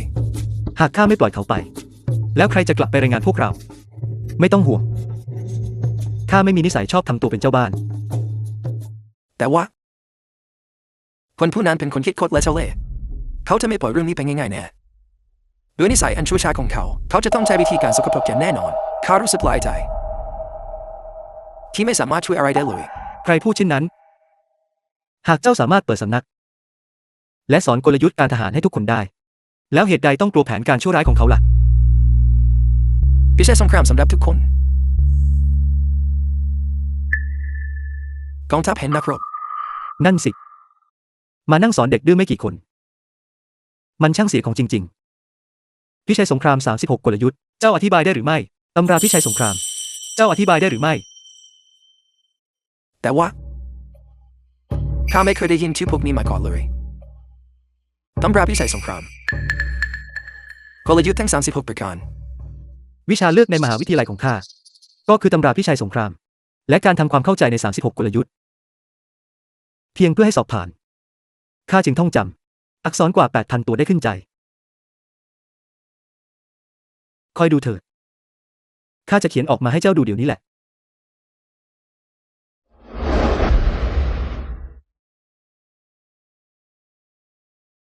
ปิดฟ้าข้ามทะเลจับปลาในน้ำขุ่นโยนอิฐลอยโยสวรรค์โปรด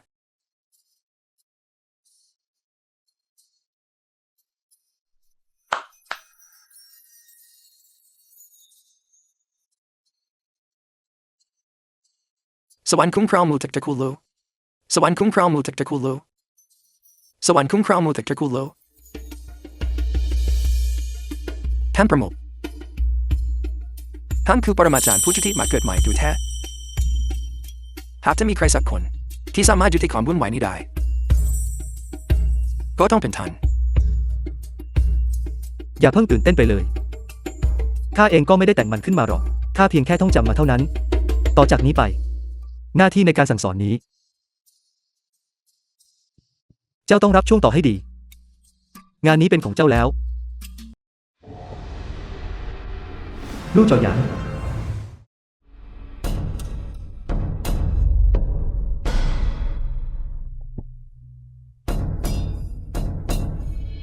สถานที่ของเจ้าช่างน่าสมเพชนัก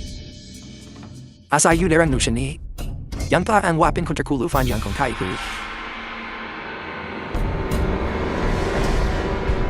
แม้แต่ทุกการยืนนั่งอย่างไรซึ่งสนาราศีเจ้าไม่มีความสง่างามของชนชั้นสูงแม้แต่น้อยตระกูลลูแห่งฟานยังของข้าให้กำเนิดบุตรหลานที่เลวทรามเช่นเจ้าได้อย่างไรพูดมา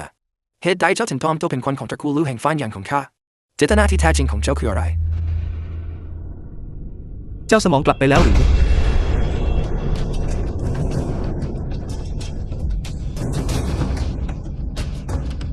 The film was translated and narrated by M Media.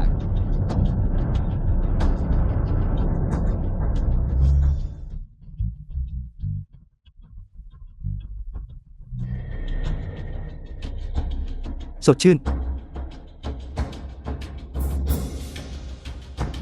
คนชั้นต่ำและยะตาเช่นนี้จะเป็นคนของตระกูลลูแห่งฟานยังของข้าได้อย่างไรเจ้าเป็นตัวปลอมอย่างแน่นอนเจ้าคนสายเลว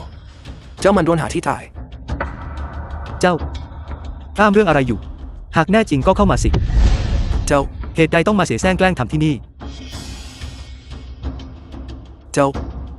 ท่านแม่ของเจ้าไม่ได้สั่งสอนหรืออย่างไร ว่าห้ามชี้หน้าผู้อื่น นั่นเป็นกิริยาที่ไร้มารยาทอย่างยิ่ง นี่หรือคือการอบรมของตระกูลลูกแห่งฟ้านหยาง ต่อไปถ้าออกไปข้างนอกอย่าได้บอกว่ารู้จักข้าอภัยขายหน้า ลูกนอกสมรสลูกนอกสมรส เจ้าเป็นแผ่นเสียงตกร่องหรืออย่างไร รู้จักแต่จะพูดประโยคเดิม ลูกนอกสมรสตระกูลลูแห่งฟานยังของข้าไม่ยอมรับเด็ดขาดว่าเจ้าเป็นสมาชิกในตระกูลของเราหากเจ้ากลับปลอมตัวเป็นตระกูลลูแห่งฟานยังของข้าอีกข้าจะจัดการเจ้าให้สิ้นซากว่าเจ้าใหญ่โตนะตระกูลลูแห่งฟานยังตั้งแต่เมื่อไหร่กันที่เจ้าคุณนางชั้นผู้น้อยจากสายรองจะมีสิทธิ์มาสังหารเจ้าคือลูกจันใช่ไหม ๆ บ้าไปแล้ว นี่มันเกิดอะไรขึ้น ข้าคิดว่านี่คือบทละครเกี่ยวกับการเอาชีวิตรอดในยุคสมัยที่วุ่นวาย แล้วทำไมคนที่มีหน้าตาเหมือนร่างเดิมถึงมาอยู่ที่นี่ได้ นี่มันเพราะเรื่องคุณชายตัวจริงตัวปลอมหรืออย่างไร เหมือนมากเป็นไปตามที่ข้าคาดไว้เจ้าต้องเป็นบุตรชายของเจ้าสิ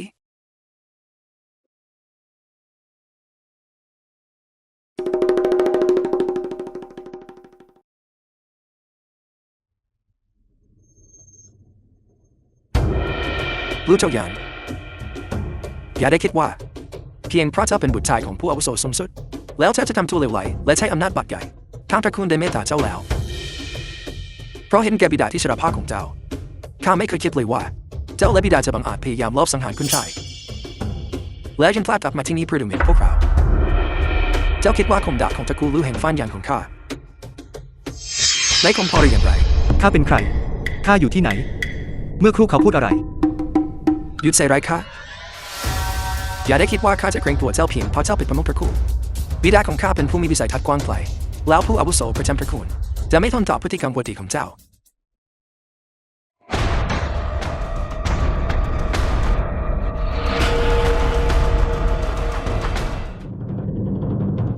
น่าเสียดาย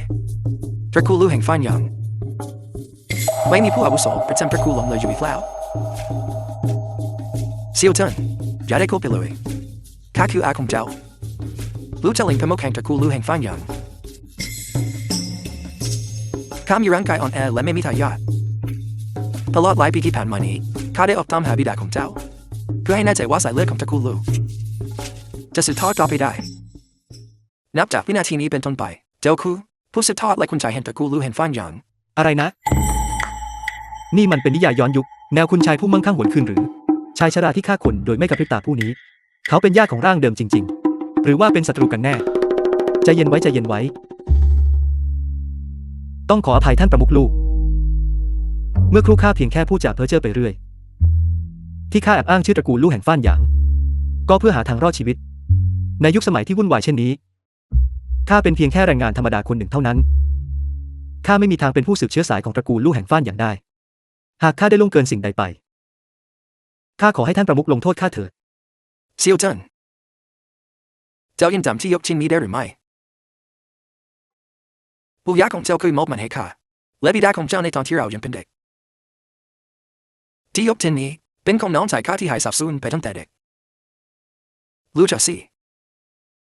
ซึ่งก็คือบิดาของเจ้านั่นเอง ดังนั้น ท่านเป็นท่านอาของข้าจริงหรือ ข้าเป็นผู้สืบเชื้อสายของตระกูลลู่แห่งฟ้านอย่างจริงหรือ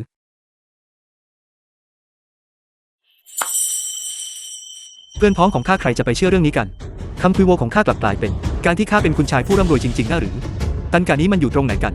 แล้วความยุติธรรมอยู่ที่ใด ท่านอา ดังนั้น กวงพิงอ๋องส่งคนมาแจ้งเบาะแสข้า เพื่อให้คนอื่นมาใส่ร้ายข้าอย่างนั้นหรือ ท่านองค์แห่งกวนผิงคงพยายามดึงตัวเจ้าไปใช้งานแต่ไม่สำเร็จจึงคิดจะใช้ศัตรูฝ่ายหนึ่งทำลายอีกฝ่ายหนึ่งแต่เขาคงคาดไม่ถึงว่าเขาจะยิงปืนนัดเดียวแต่นกสองตัวดูบังเอิญและช่วยให้ข้าได้คลี่คลายเรื่องสำคัญที่ติดค้างอยู่ในใจ การคาดเดาถูกโดยบังเอิญนั้นเรื่องหนึ่ง แต่เจ้าคนชั่วนี้ตั้งแต่ต้น ไม่เคยมีความคิดดีๆเลย เจ้าคนชั่วนี้ข้าไม่ได้ไปหาเรื่องใส่ตัวกับมัน แต่มันกลับมาหาเรื่องข้าเสียเอง ท่านอา ท่านทราบหรือไม่ว่าศัตรูตัวฉกาจของกวงพิงอ๋องผู้นี้คือใคร ศัตรูตัวฉกาจของเขาหรือข้าคิดว่าคงจะเป็นกองทัพมัทมินพวกเขาดูแพลนกวงพิงอ๋องเย็นซือมิงบุตรนาวสมรสที่ชิงตำแหน่งมาได้ทั้งสองฝ่ายต่างปะทะกันอย่างต่อเนื่องไม่หยุดหย่อนท่านองค์แห่งกวงพิงนั้นจะเล่ให้ทุบายทำให้ The กองทัพ film มั was ทมินยากที่จะได้เปรียบ translated and narrated by M Media. หากข้ออ้างของเรายังไม่เพียงพอ เราก็ต้องชดเชยด้วยยุทโธปกรณ์ของเรา ถึงเวลาที่ต้องแสดงเทคโนโลยีที่แท้จริงให้พวกเขาเห็นแล้ว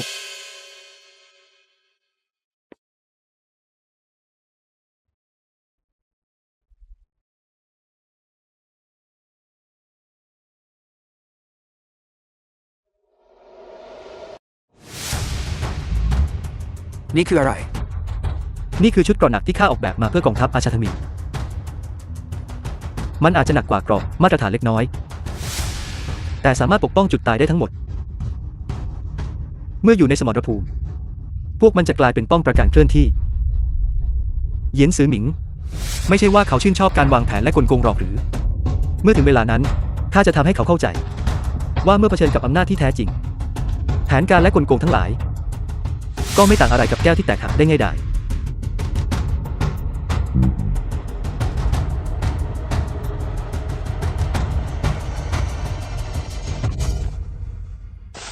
ท่านอา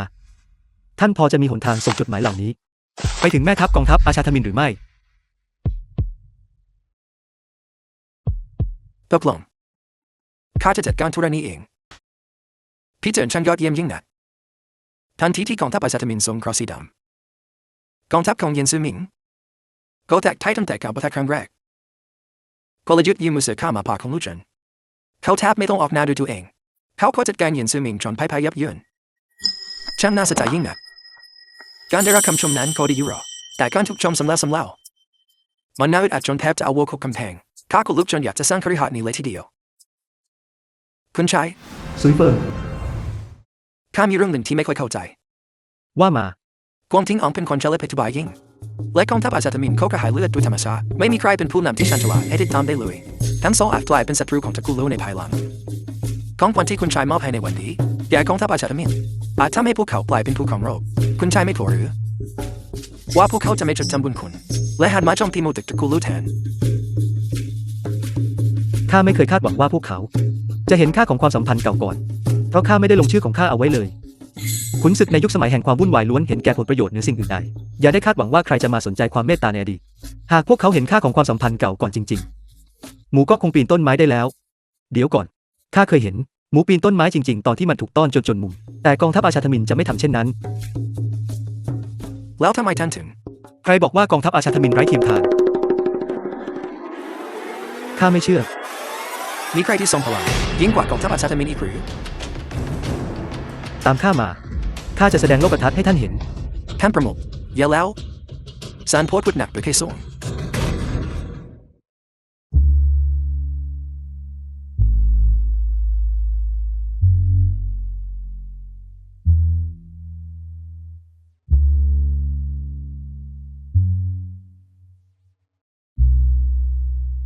เกิดอะไรขึ้นกับใบหน้าของพวกเขาทำไมทุกคนถึงดูเหมือนใกล้ตายเช่นนั้น บางทีพวกเขาอาจจะได้รับความเย็นเมื่อวานนี้ วันนี้ทุกคนจึงรู้สึกไม่ค่อยสบาย มีเพียงซานโปที่ป่วยเป็นไข้หรือ โดยพื้นฐานแล้วทุกคน มีอาการอาเจียนและท้องร่วง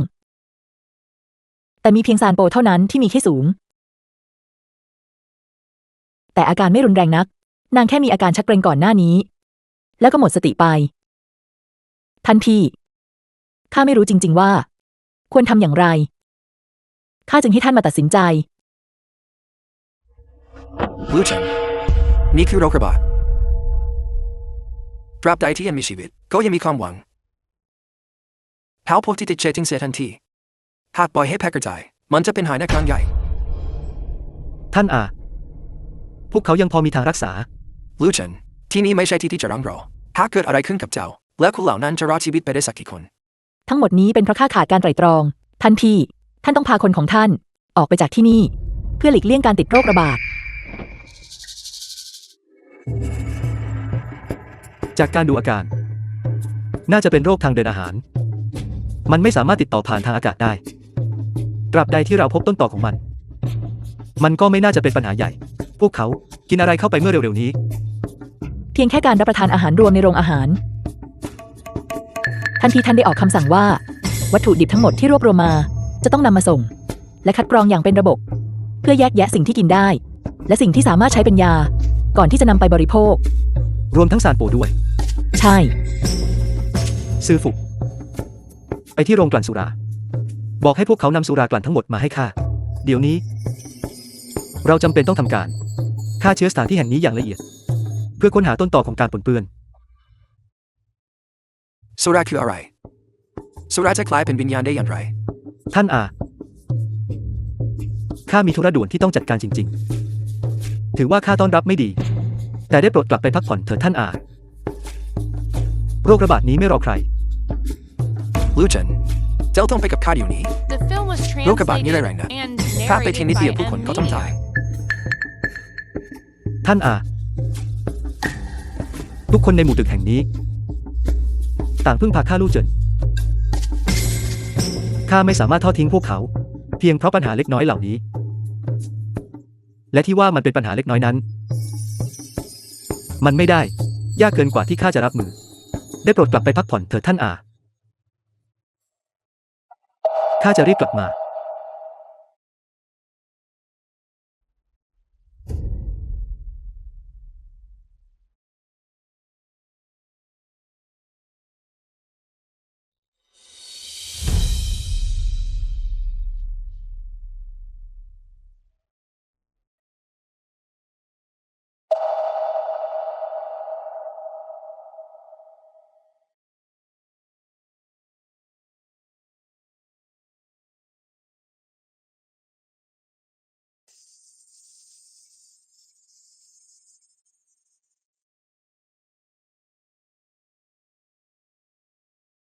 ตอนนี้มีคนกว่า60คนแล้ว ที่แสดงอาการอาเจียนและท้องร่วง บางคนถึงกับมีอาการชักเกร็ง มีใครที่มีไข้บ้างไหม นอกจากซานโปแล้ว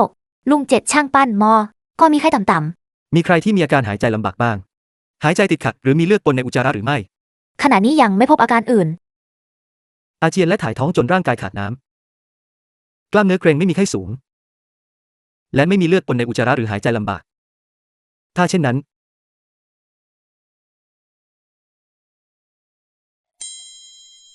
นี่คืออหิวาตกโรค อหิวาตกโรคอ ไม่ต้องกังวลไป การพบสาเหตุของปัญหา ก็เท่ากับชนะไปกว่าครึ่งแล้ว ตราบใดที่เราเน้นเรื่องสุขอนามัย ล้างมือบ่อยๆ และฆ่าเชื้อ มันก็ไม่น่าจะเป็นปัญหาใหญ่โตนัก แต่ที่หมู่ตึกตระกูลลู่แห่งนี้ นับตั้งแต่ก่อตั้งหมู่ตึกขึ้นมา เรามีข้อกำหนดที่เข้มงวดสำหรับสุขอนามัยและการป้องกันโรคระบาด ผู้คนไม่กินสิ่งของสเปะสปะ จะเกิดการระบาดของอหิวาตกโรคได้อย่างไร ท่านประมุขโรคระบาดได้แพร่กระจายออกไปแล้ว คุณใช้กำลังตัดสินใจด้วยตนเอง และข้าเกรงว่าผู้รับจะเลวร้าย ท่านประมุขควรจะบังคับให้คุณใช้ออกไปในคืนนี้หรือไม่ การทอดทิ้งผู้คนในตอนนี้ไม่ต่างอะไรกับการตัดรากถอนคอนดักทอนของพวกเราเอง สิ่งที่พวกเราต้องทำคือการช่วยเขาสร้างบารมีไม่ใช่ทำลายมัน ผู้นายผู้จาเลวไหลไปแล้วเราท่านประมุขลงโทษผู้นายด้วยส่งนกพิราบสื่อสารออกไปเชิญมาที่เก่งกาจที่สุดในแถบนี้มายังหมู่ตึกตระกูลลูไม่ต้องเสียดายสมุนไพรหายากใดๆนำมันมาที่นี่ให้หมดเพื่อช่วยเหลือคุณชายในการต่อสู้กับโรคระบาดรับทราบเดลซีข้าหวังว่าการตัดสินใจของข้าจะเป็นสิ่งที่ถูกต้อง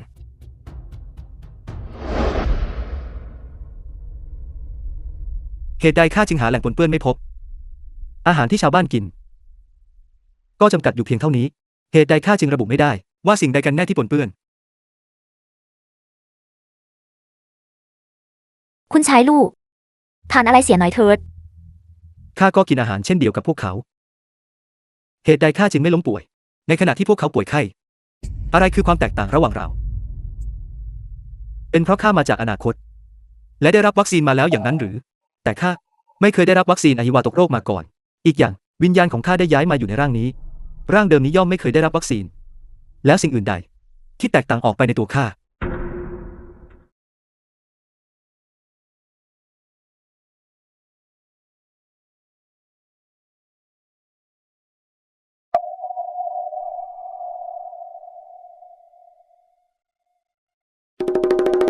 ต้องเป็นน้ำแน่ๆ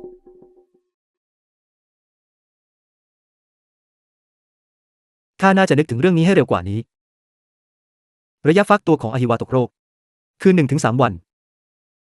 ซานโพกับคนอื่นๆไปซักผ้าที่ริมแม่น้ำ นั่นสิหลังจากกลับมาจากริมแม่น้ำ พวกเขาถึงเริ่มล้มป่วย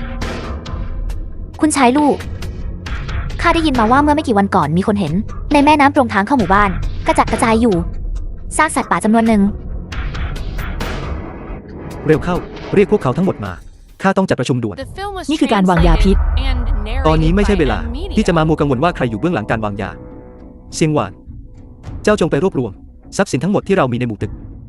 เพื่อไปซื้อสมุนไพรป้องกันโรคระบาด สารส้ม กวนจง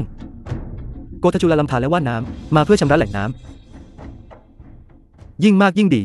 สมุนไพรที่ใช้สำหรับป้องกันโรคระบาด ใช่แล้ว แล้วก็หาส้มขึ้นรามาด้วย ต้องแน่ใจว่าหาผลที่ มีราศีเขียวอมฟ้าขึ้น ยิ่งได้มากยิ่งดี เข้าใจแล้ว หลิงสวง เจ้าจงไปรวบรวมสุราทั้งหมดในหมู่ตึก เพื่อนำมาทำการฆ่าเชื้อครั้งใหญ่ในหุบเขาแห่งนี้ ให้โรงกลั่นเดินเครื่องทั้งวันทั้งคืน เพื่อผลิตสุราให้มากขึ้น ซานโพ เจ้าต้องส่งคน ขึ้นไปทางต้นน้ำเพื่อกำจัดซากสัตว์เหล่านั้นจำไว้ว่า ตอนที่ทำความสะอาดซากเหล่านั้น ต้องห่อหุ้มร่างกายให้มิดชิด เมื่อนำซากเหล่านั้นออกจากแหล่งน้ำแล้ว ให้เผาทำลายทิ้งให้หมด รับทราบ ซื่อฝู ท่านเหน็ดเหนื่อยมาตลอด 2-3 วันนี้ แหล่งน้ำทั้งหมดในหมู่ตึกของเรา ชั่วคราวนี้ข้าฝากไว้กับท่าน ท่านต้อง ขึ้นไปทางต้นน้ำหาแหล่งน้ำที่ยังไม่มีการปนเปื้อน แล้วนำกลับมายังหมู่ตึก รับทราบ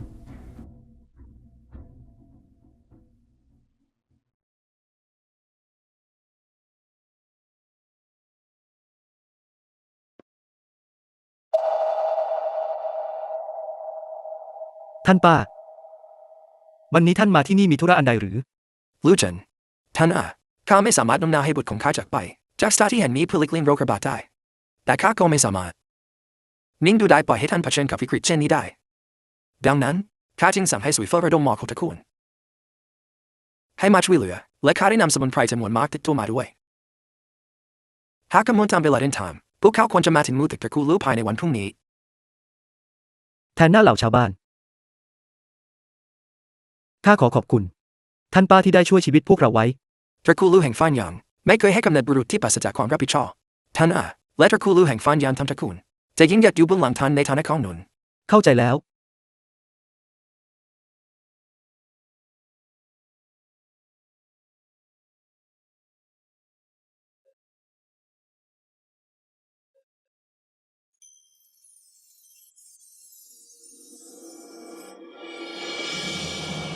ข้าช่างโง่เขลานัก ข้ารู้เพียงแค่ว่าเพนิซิลลิน สกัดมาจากส้ม แต่ข้าไม่รู้วิธีที่จะทำมัน ขึ้นมาจริงๆ หากข้ารู้เร็วกว่านี้ ข้าคงจะอ่านตำราวิทยาศาสตร์และภาษาต่างประเทศทั้งหมด ให้ขึ้นใจไม่ปล่อยให้ความรู้สักนิดหลุดลอยไปเลย ข้าจะไม่ยอมให้ความรู้แม้เพียงเสี้ยวเดียว เล็ดลอดไปจากสมองข้าเด็ดขาด ลงมือกันเถอะ อย่างไรเสียนี่ก็คือการเพาะเชื้อแบคทีเรีย การหมัก การสกัดสารสำคัญและการทำให้บริสุทธิ์จะสำเร็จหรือไม่นั้น ขึ้นอยู่กับความพยายามในครั้งนี้ทั้งสิ้น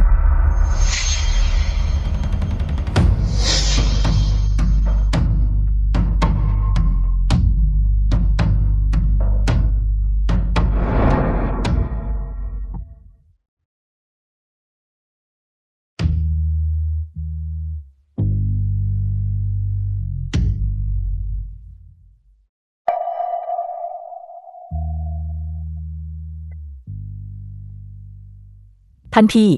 ท่านหักโหมจนไม่ได้หลับไม่ได้นอนเช่นนี้ ไม่ได้การแน่ หมู่ตึกของเราทั้งหมู่ตึกยังคงต้องพึ่งพาท่าน เราเหลือเวลาอีกไม่มากแล้ว ข้ากล้าพูดได้เลยว่า พวกมันกำลังมุ่งหน้ามาโจมตีเราแล้ว พวกมันเพียงแต่เกรงกลัว ต่อโรคระบาดภายในหมู่ตึกของ The เรา film was translated and จึงหวังรอฉวย narrated โอกาส by เก็บเกี่ยว M ผลประโยชน์ Media. ด้วยตนเอง เช่นนั้นท่านก็ยิ่งต้องพักผ่อน ไม่ใช่หรือ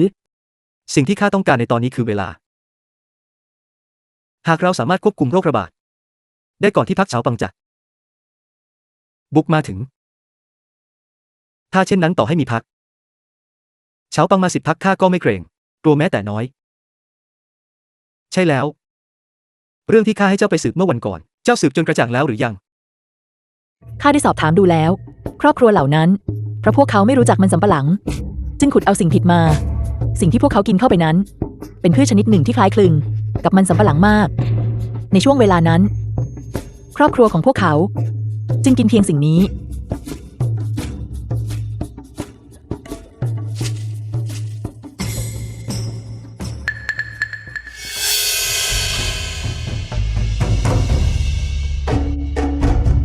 ใช่แล้ว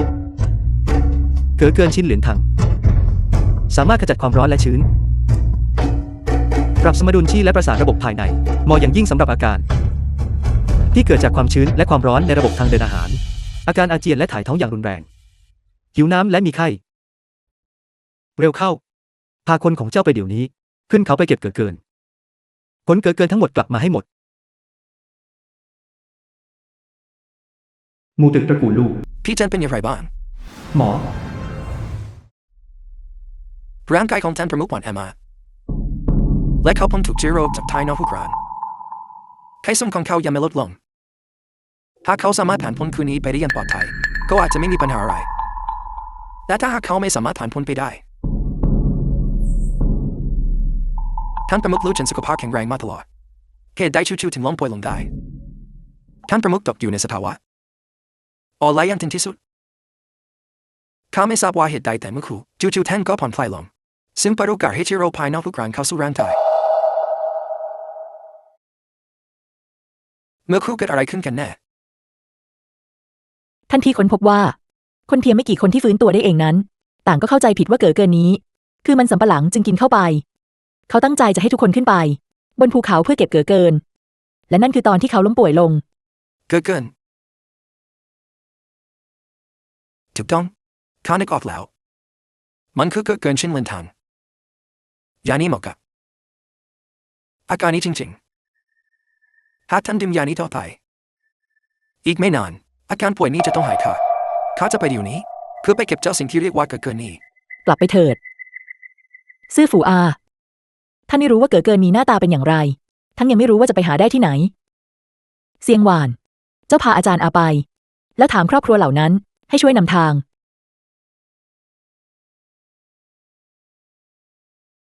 หลานสะพ้าย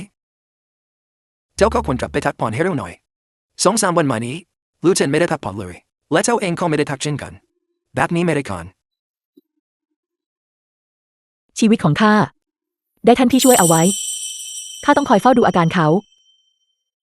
หากเขาสามารถฟื้นขึ้นมาได้นั่นย่อมเป็นผลลัพธ์ที่ดีที่สุดและหากข้าก็จะติดตามเขาไป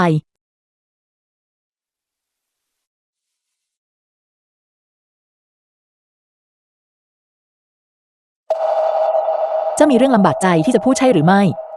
ข้ามีตำรับยาเรลับที่อาจจะช่วยให้ท่านประมุขฟื้นตัวได้ทว่ายานี้มีฤทธิ์รุนแรงและเผด็จการจริงท่านยังทำลายร่างกายอยังสาหัสมันอาจส่งผลร้ายแรงต่อท่านประมุขข้าจึงคิดหาวิธีอื่นให้ผู้อื่นดื่มยาชามนี้เข้าไปก่อนแล้วใช้เลือดของผู้นั้นเป็นตัวนำยาเพื่อปรับสมดุลฤทธิ์ของยาอย่างไรก็ตามการทดสอบยานี้อันตรายนะผู้ที่ทดสอบอาจจะไม่มีวิธีอื่นแล้วหรือโปรดอภัยในความรู้อันจำกัดของข้าแต่นี่คือวิธีที่ดีที่สุดที่ข้าจะคิดได้ หากกินยานี้เข้าไปมีโอกาสมากน้อยเพียงใดที่ท่านพี่จะฟื้นขึ้นมา 30% The film was ข้าบอก translated เล่าไหน and ยานี้มีฤทธิ์รุนแรง narrated และ by เผด็จการ M Media. และทำลายร่างกายอยังสาหัสเจ้ามีร่างกายอ่อนแอมาตั้งแต่เด็กพื้นฐานร่างกายเจ้าบอบบางอยู่แล้วหากเจ้าดื่มยานี้เข้าไปข้าเกรงว่าตลอดชีวิตที่เหลือเจ้าจะไม่มีบุตรได้อีก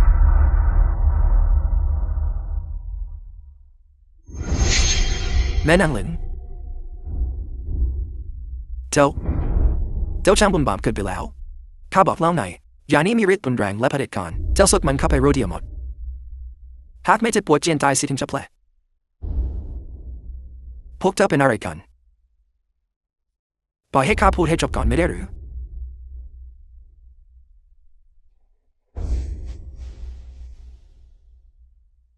ข้ามีร่างกายแข็งแรงมาตั้งแต่เด็กหากเป็นเรื่องการทดสอบยาไม่มีใครเหมาะสมไปกว่าข้าอีกแล้วได้โปรดรับเลือดไปเถิด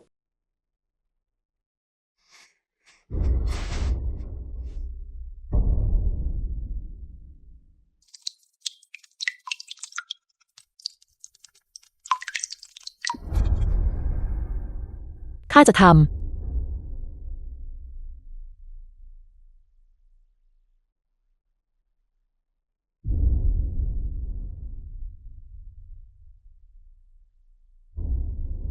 าเถิดไปกันประมุขท่านไม่ต้องกังวลจนเกินไปอาการของแม่นางลินดูหนักหนาแต่นางจะปลอดภัยเมื่อผ่านพ้นขีดอันตรายไปได้พื้นฐานร่างกายของนางยังดีอยู่ตราบใดที่ฟื้นฟูร่างกายอย่างเหมาะสมแม้อนาคตนางยังสามารถมีบุตรได้ท่านประมุขตื่นเถิดท่านผิดสัญญาที่ให้ไว้ท่านรับปากแล้วว่าจะปกป้องพวกเราท่านประมุขโปรดตื่นเถิด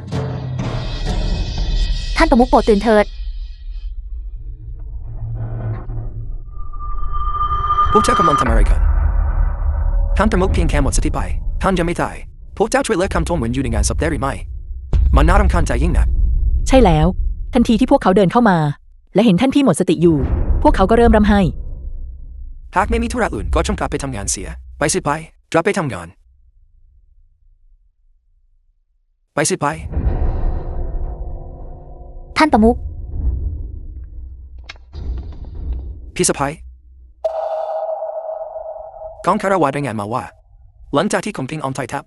เขาก็นำกองทัพอาชาตมินมุ่งหน้ามายังมูติของเราพวกเขาจะมาถึงในวันพรุ่งนี้เช้า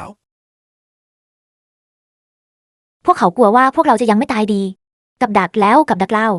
ศึกในยังไม่ทันสงบศึกนอกก็ถาโถมเข้ามาไม่ขาดสาย คุณชายลูกกล่าวว่าเกราะของกองทัพอาชาทมินนั้น ออกแบบโดยตัวเขาเอง ทหารม้าเหล่านั้น พวกมันก็เป็นเพียงเครื่องจักรสังหารเคลื่อนที่ไร้ซึ่งอารมณ์ความรู้สึกใดๆ คราวนี้ พวกเราคงไม่รอดแน่ แผนการอันซับซ้อนของทันเซียมูติกตระกูลโลจะต้องถูกกวาดล้างจนสิ้นซากทั้งหมดนี้เป็นความคิดของคนทิ้งหองทำให้มูติกตระกูลโลติดโรคระบาดแล้วล่อให้กองทัพอาชาตมินเข้ามามูติกตระกูลโลจะถูกกวาดล้างไม่เหลือผู้ใดรอดกองทัพอาชาตมินผู้ชนะจะกลับค่ายพร้อมกับนำโรคระบาดไปด้วยและแพร่กระจายไปยังทหารคนอื่นโดยวิธีนี้ทั้งสองฝ่าย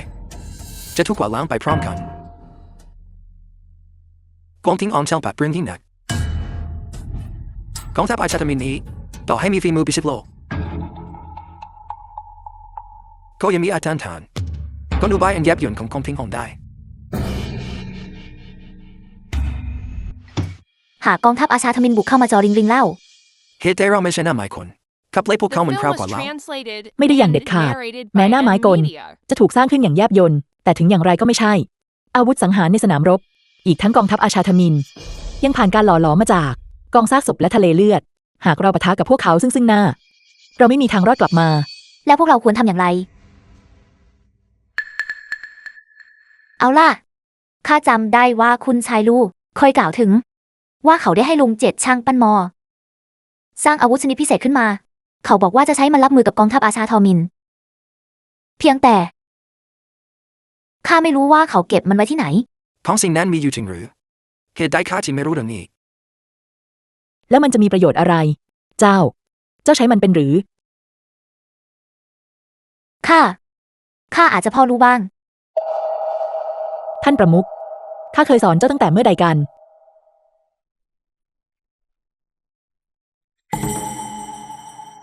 จังคือข้าจะไปหาดูเดี๋ยวนี้ต่อให้ต้องแลกด้วยชีวิตข้าก็ต้องปกป้องมูติกตระกูลโลเพื่อท่านประมุขลูเจริญ ภายนอกหมู่ตึกตระกูลลูก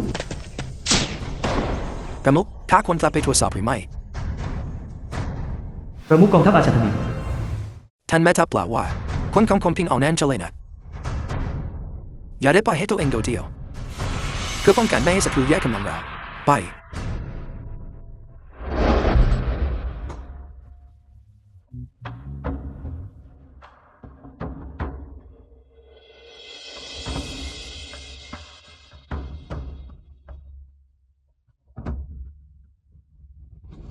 ศัตรูใกล้เข้ามาแล้ว การเตรียมการของเจ้าไปถึงไหนแล้ว วิธีนี้จะได้ผลจริงหรือ คุณชายลูกกล่าวว่า อย่าเพิ่งง้างคันธนูจนกว่าจะเห็นเป้าหมายง้างคันธนู เร็วเข้า หลบเข้าไปในพงภูเขา ไม่ว่าจะได้ยินสิ่งใด หรือเห็นสิ่งใด ห้ามออกมาห้ามส่งเสียงจำไว้ว่าห้ามเด็ดขาด ห้ามส่งเสียงแม้แต่นิดเดียว ใครมาเล่นตลกที่นี่ข้าลิเจียนจงในกองร้อยแห่งกองหน้าของทัพอาชาตมินอยู่ที่นี่เจ้ากล้าออกมาสู้กับข้าหรือไม่ระวังตัวด้วยประมุขพวกนี้เป็นเพียงชาวบ้านธรรมดาพวกมันแค่โยนท่อนไม้เล่นสนุกเพียงนั้นเดี๋ยวการเดินทางครั้งนี้ดูมีพิรุธนะคนของคมพิงอองตุ่มนั้นหายตัวไปทันทีที่เขาสู้กับเขาและที่นี่ต้องมีการซุ่มโจมตีอยู่แน่ข้าเกรงว่าจะเป็นกับดักท่านประมุขท่านระแวงเกินไปหรือไม่คิดข้าเช่นนี้ท่านจะบอกให้พวกเราปักหลักอยู่ที่นี่โดยไม่ทำอะไรเลยงั้นหรือเหตุผลที่ข้ารอดมาได้จนถึงทุกวันนี้ก็เท่าความระแวดระวังของข้านี่แหละย้ำแกร่งให้แสดงอ่อนย้ำอ่อนให้แสดงแกร่งการจงใจเผยช่องโหว่ที่จงแจ้งเช่นนี้ย่อมต้องมีการซุ่มโจมตีรออยู่อย่าคิดว่ามีเพียงท่านที่อาจทำร้ายพิชัยสงคราม สมาชิกกองทัพอาชาตมินทุกคนต่างผ่านการหล่อหลอมจากกองภูเขาศพในทะเลเลือดฝ่าฟันอุปสรรคนับไม่ถ้วนออกมาท่านคิดว่าพวกเขาจะกลัวการซุ่มโจมตีเพียงแค่นี้หรือไปหยุดช่วยด้วย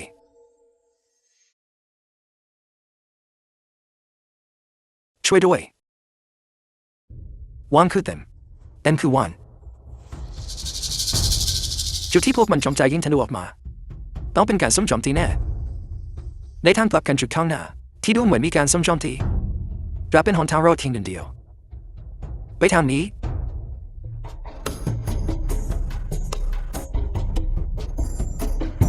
พวกเขาหนีไปเช่นนั้นหรือช้าก่อนท่านประมุขดูเหมันจะมีคนอยู่ข้างหน้าใครกับพี่แขวนคอพวกเจ้าสัมผัสได้หรือไม่ว่ากระบี่ในมือเริ่มหนักจนควบคุมไม่ได้และชุดเกราะของพวกเจ้าก็เริ่มหนักยิ่งขึ้นเรื่อยๆปุ๊บปะใครที่กล้าทำลายขวัญกำลังใจของกองทัพถ้าจะสัมประหารทิ้งเสียตรงนี้เห็นที่จะมีใครบางคนใช้วนฟังมาเล่นคนอยู่ที่นี่พวกเราควรออกจากที่นี้โดยเร็วไป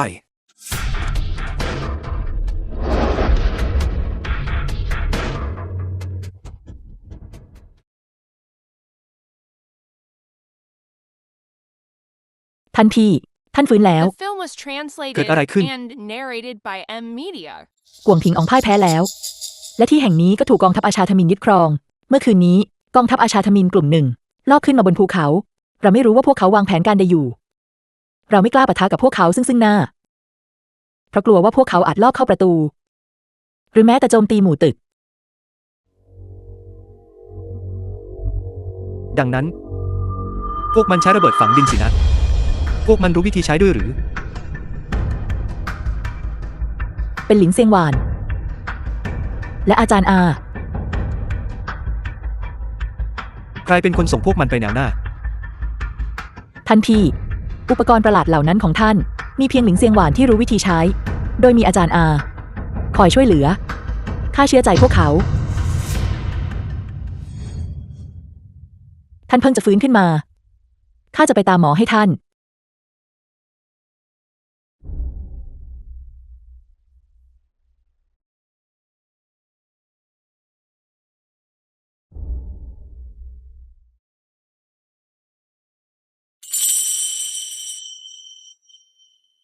ทันทีท่านฟื้นแล้ว เดี๋ยวก่อน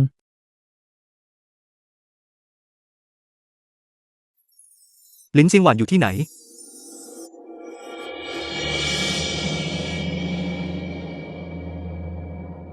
เจ้าบาดเจ็บหรือไม่ ไม่นะ เจ้าเข้าใจหรือไม่ ว่ากองทัพอาชาทมินพรรคเฉาปัง และพรรคไผ่เขียว นั้นแตกต่างจากอันธพาลทั่วไปที่เจ้าเคยพบเจอมาโดยสิ้นเชิง พวกมันแตกต่างกันโดยพื้นฐานแม้พวกมันอาจจะดูซื่อบื้อแต่ฝีมือการต่อสู้เฉพาะตัวของพวกมันนั้นสูงส่งเกินบรรยายแม้แต่พี่สื่อฝูก็ยังเป็นเพียงคนขายผักแล้วเจ้ายังกล้าบุกเข้าไปอีกหรือ เจ้าคิดจะเอาชีวิตไปทิ้งหรืออย่างไร ท่านตมุกลู่เฉินครั้งนี้เราต้องขอบคุณแม่นางลินจริงๆกองทัพอาชาตมินที่บุกมาไม่มีใครรอดชีวิตแม้แต่คนเดียว ไร้สาระ ระเบิดฝังดินคือฝันร้ายของทุกกองทัพ กองทัพอาชาทมินเพียงไม่กี่คนนั้นไม่ใช่เรื่องใหญ่ มีอะไรที่เจ้ายังปิดบังข้าอยู่อีก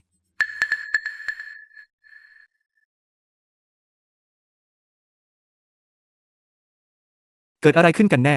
ทันทีอย่าได้ตำหนิเซียงหวานเลย เซียวเจิ้นได้พูดอย่าลงโทษนางเลยอย่างน้อยที่สุดมูเทกตระกูลลู่ทั้งหมดของท่านก็สามารถย้ายไปฟันยางได้ตระกูลลู่แห่งฟันยางของข้ายังมีความสามารถพอที่จะสร้างมันใหม่ เดี๋ยวก่อน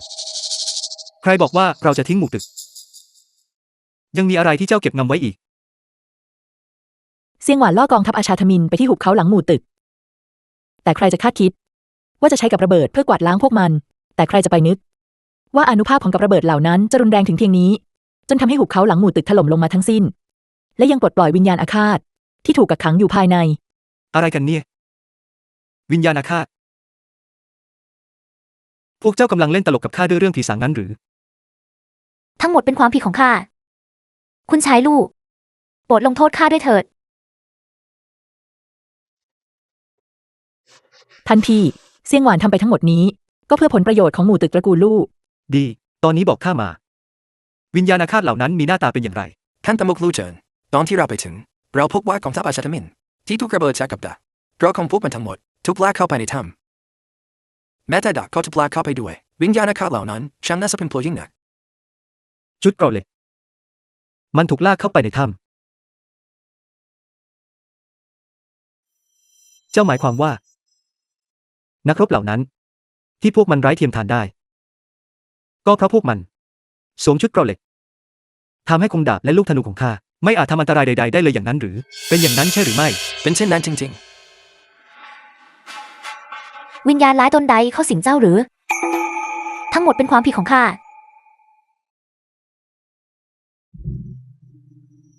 ๆ ท่านประมุข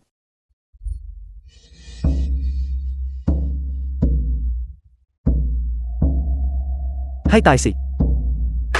เจ้าใช้ดินปืนไปมากแค่ไหนกัน พวกเราแทระเบิดจนหมดเกลี้ยงในคอนแสง เหลือเชื่อ ความเขลาช่างไร้ความหวาดกลัวจริงๆ รอดชีวิตจากแรงระเบิดขนาดนั้น แล้วยังกลับมาได้ทั้งอย่างนี้ ข้าคงต้องจุดธูปขอบคุณสวรรค์แล้ว ด้วยแรงระเบิดขนาดนั้น ที่พวกเจ้าไม่มีใครบาดเจ็บเลยแม้แต่น้อย บอกมา ใครเป็นคนวางแผนเรื่องนี้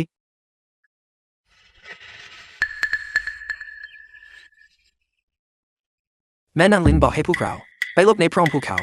ตอนที่เกิดระเบิดขึ้น ไม่เลว เจ้าสามารถรักษาระยะห่างได้อย่างปลอดภัย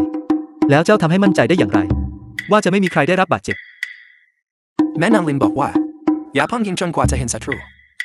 ศัตรูงั้นหรือถ้ำผีสิงนั่นอยู่ที่ไหน อยู่ตรงนั้นเอง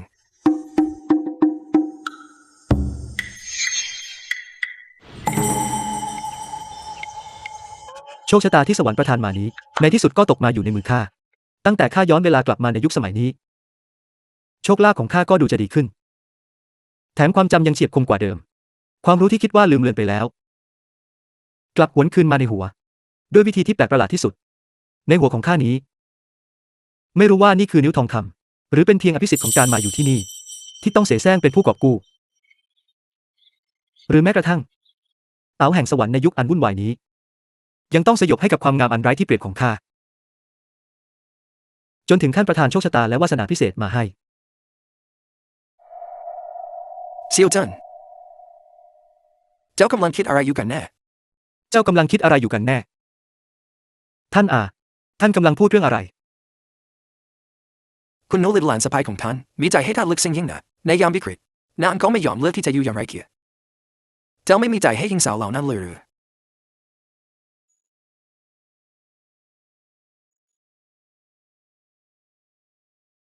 ข้าควรจะรู้สึกอย่างไร หลานสะพ้ายรู้ว่าท่านตกอยู่ในอันตรายถึงชีวิตนางยังเลือกที่จะร่วมเป็นร่วมใจกับท่านคุณโนลินยอมเสี่ยงชีวิตเพื่อช่วยท่านไม่ลังเลที่จะลองยาด้วยตนเองและยอมเอาชีวิตเขาแลกเพื่อปกป้องหมู่ตึกตระกูลลูหญิงสาวทั้งสองคนนี้ถือเป็นอัญมณีค่าหนึ่งในล้านหากเจ้าทำให้พวกนางผิดหวังข้าขอสาบานว่าจะรับหน้าที่แทนบิดาของเจ้าแล้วหักค่าเจ้าเสีย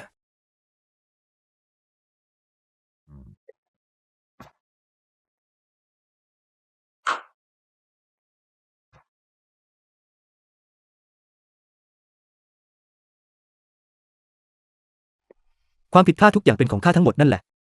ข้าเพียงหวังว่าโฉมงามทั้งสองจะอภัยให้ข้า ข้ารู้ นี่เป็นความผิดของข้าเอง ข้าก็รู้ว่าต่อให้พูดอย่างไรมันก็เป็นเพียงข้ออ้าง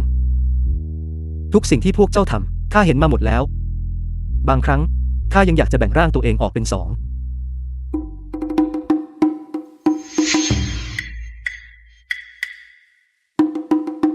จะให้แบ่งตรงไหน พวกเจ้าเลือกมาเถอะ แบ่งตรงนี้ หรือตรงนี้ หรืออาจจะเป็นตรงนี้ ข้ายินดีทำตามที่พวกเจ้าปรารถนาทุกอย่าง คุณชายลูก ท่านรู้หรือไม่ว่านิสัยนี้ชดใช้ไม่ไหว แล้วจึงตัดสินใจวางอุบาย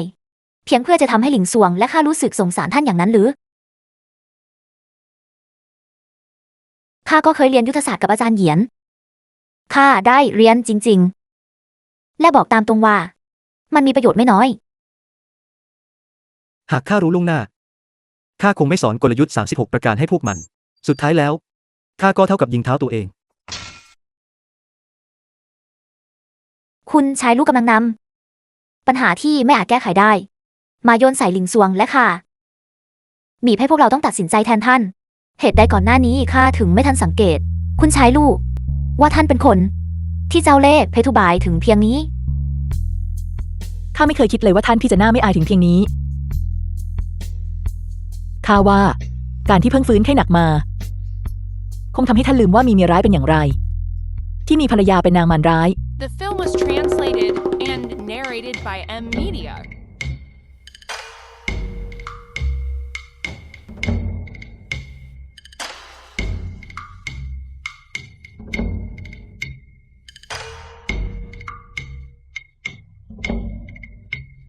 แม่นางได้โปรดหยุดเถิด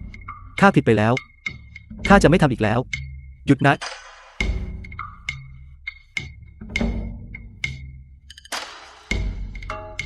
ไว้ชีวิตข้าด้วย ข้าจะไม่กล้าทำอีกแล้ว หากผู้เช่นนี้ตั้งแต่แรกก็คงง่ายกว่านี้ใช่หรือไม่ การได้รับคำตัดใครเช่นนี้ไม่ดีหรอกหรือ ข้านึกเสียใจจริงๆ ว่าทำไมข้าถึงไม่เรียนวิศวกรรมเครื่องกลและไฟฟ้า ทำไมข้าถึงเข้าใจเรื่องแม่เหล็กไฟฟ้าได้ แต่กลับไม่สามารถสร้างโทรศัพท์มือถือขึ้นมาได้ มันเป็นเวลา349 วันแล้วที่ข้าไม่ได้เห็นโทรศัพท์ ทุกคนต่างมีชีวิตที่สุขสบายขึ้นเรื่อยๆ แต่ข้ากลับเบื่อหน่ายเหลือเกิน หลิงซวงไม่ยอมให้ข้าดื่มเหล้า บอกว่ามันไม่ดีต่อสุขภาพ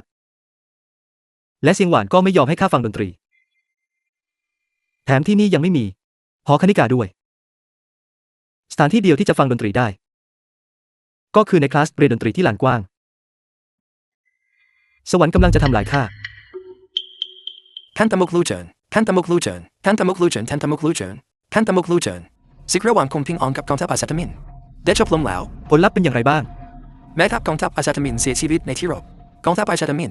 บัดนี้ตกเป็นของคงพิงอองแล้ว ถ้าอย่างนั้น เป้าหมายต่อไป ก็คือพวกเรา อาจเป็นเช่นนั้น ในที่สุดก็มีอะไรให้ทำเสียที ข้าหวังว่าเจ้าเด็กแซ่เหยียนคนนั้น จะแกร่งพอที่จะทำให้ข้าสนุกได้สักพัก ไปกันเถอะ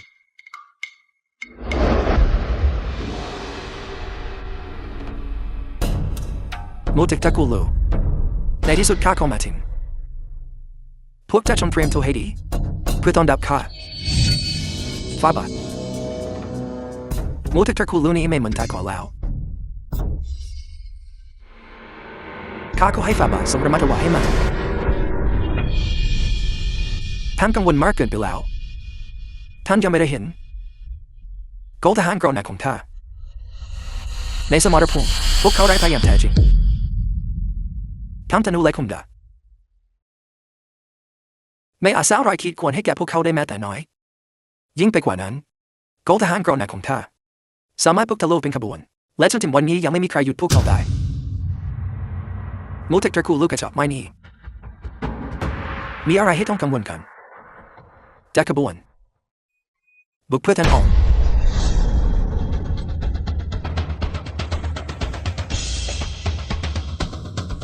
ระวังตัวด้วยทักยะขัดท่านองค์ระวังกับดัก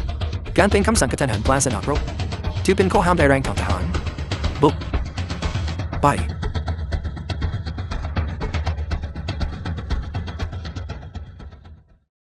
ท่านองค์ท่านองค์ท่านองค์ทรงมีอันตรายหากมีการซุ่มโจมตีบนกำแพงเมืองเช่นนั้นพวกเราวางใจเถิดท่านเสียต่อให้มีทหารซุ่มโจมตีก็ไม่อาจสังหารกองทัพเราหนักของข้าได้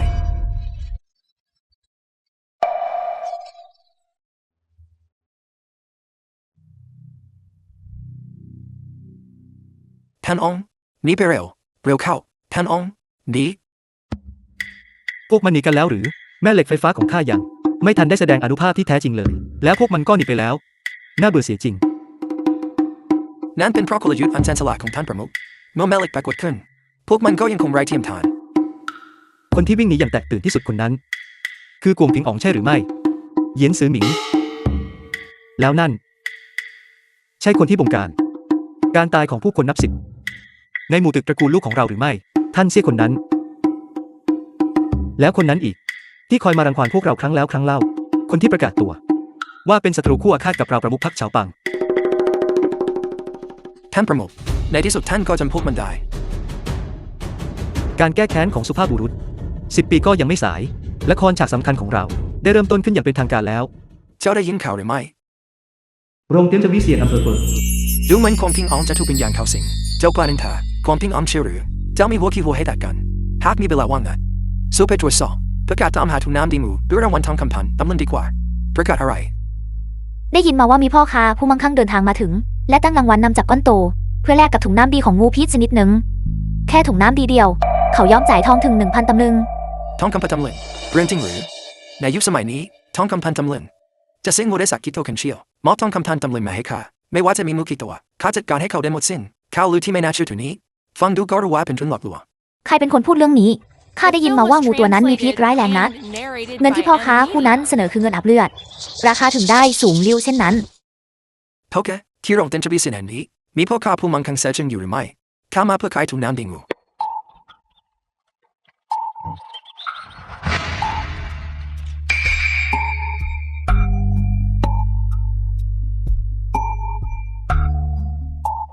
ถุงน้ำดีที่มีพิษร้ายแรงชนิดรักษาไว้ในสภาพสมบูรณ์ถึงเพียงนี้ต้องถูกสกัดออกมาจากงูที่ยังมีชีวิตอยู่นะสมบูรณ์แบบจริงๆ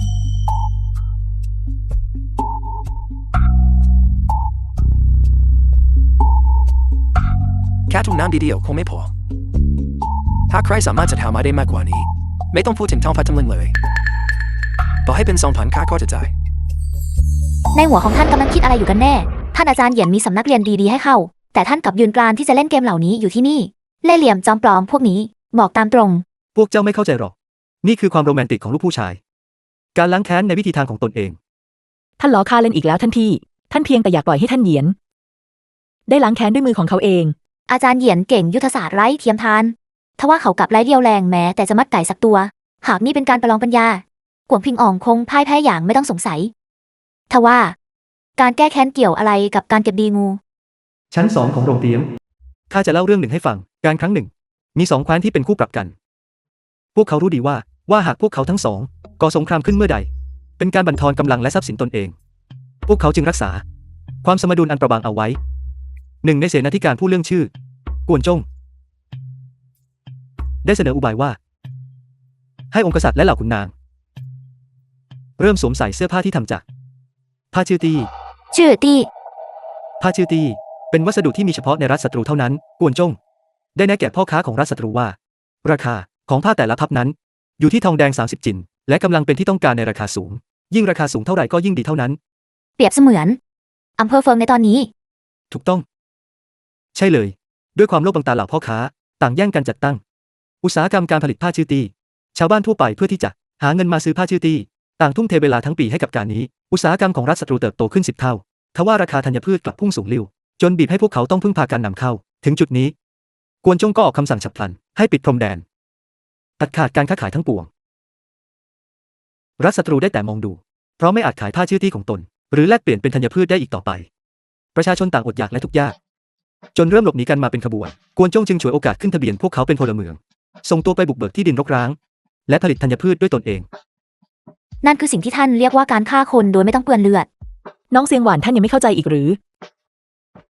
ท่านพี่เขากำลังเปรียบเปรยตนเองเป็นกวนจงและรอคอยให้ท่านกล่าวชมเชยอยู่นั่นไงเช่นนี้แล้วการฆ่าฟันพวกเขาทิ้งไปเฉยๆจะนับเป็นการแก้แค้นได้อย่างไรเราต้องการเห็นพวกมันรุ่งเรืองถึงขีดสุดเห็นพวกมันจัดงานเลี้ยงฉลองแล้วจึงค่อยดูพวกมันสูญเสียทุกสิ่งไปนั่นจึงจะเป็นการแก้แค้นที่แท้จริง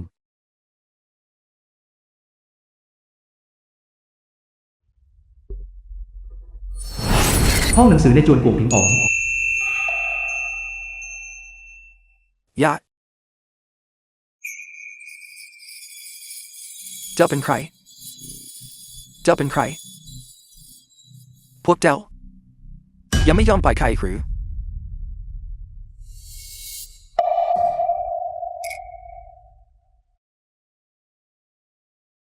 พวกเจ้าบังอาจคิดร้ายต่อฝ่าบาทพวกเจ้าเผลอเจอฝ่าบาทช่วยข้าดูฝ่าบาท ข้าผู้เป็นฝ่าบาทขอสั่งเจ้า พวกเจ้าทุกคนต้องตายกวางพิงอองสเตฟันฟดไปแล้วจับตัวเขาไว้เข้าไปข้างใน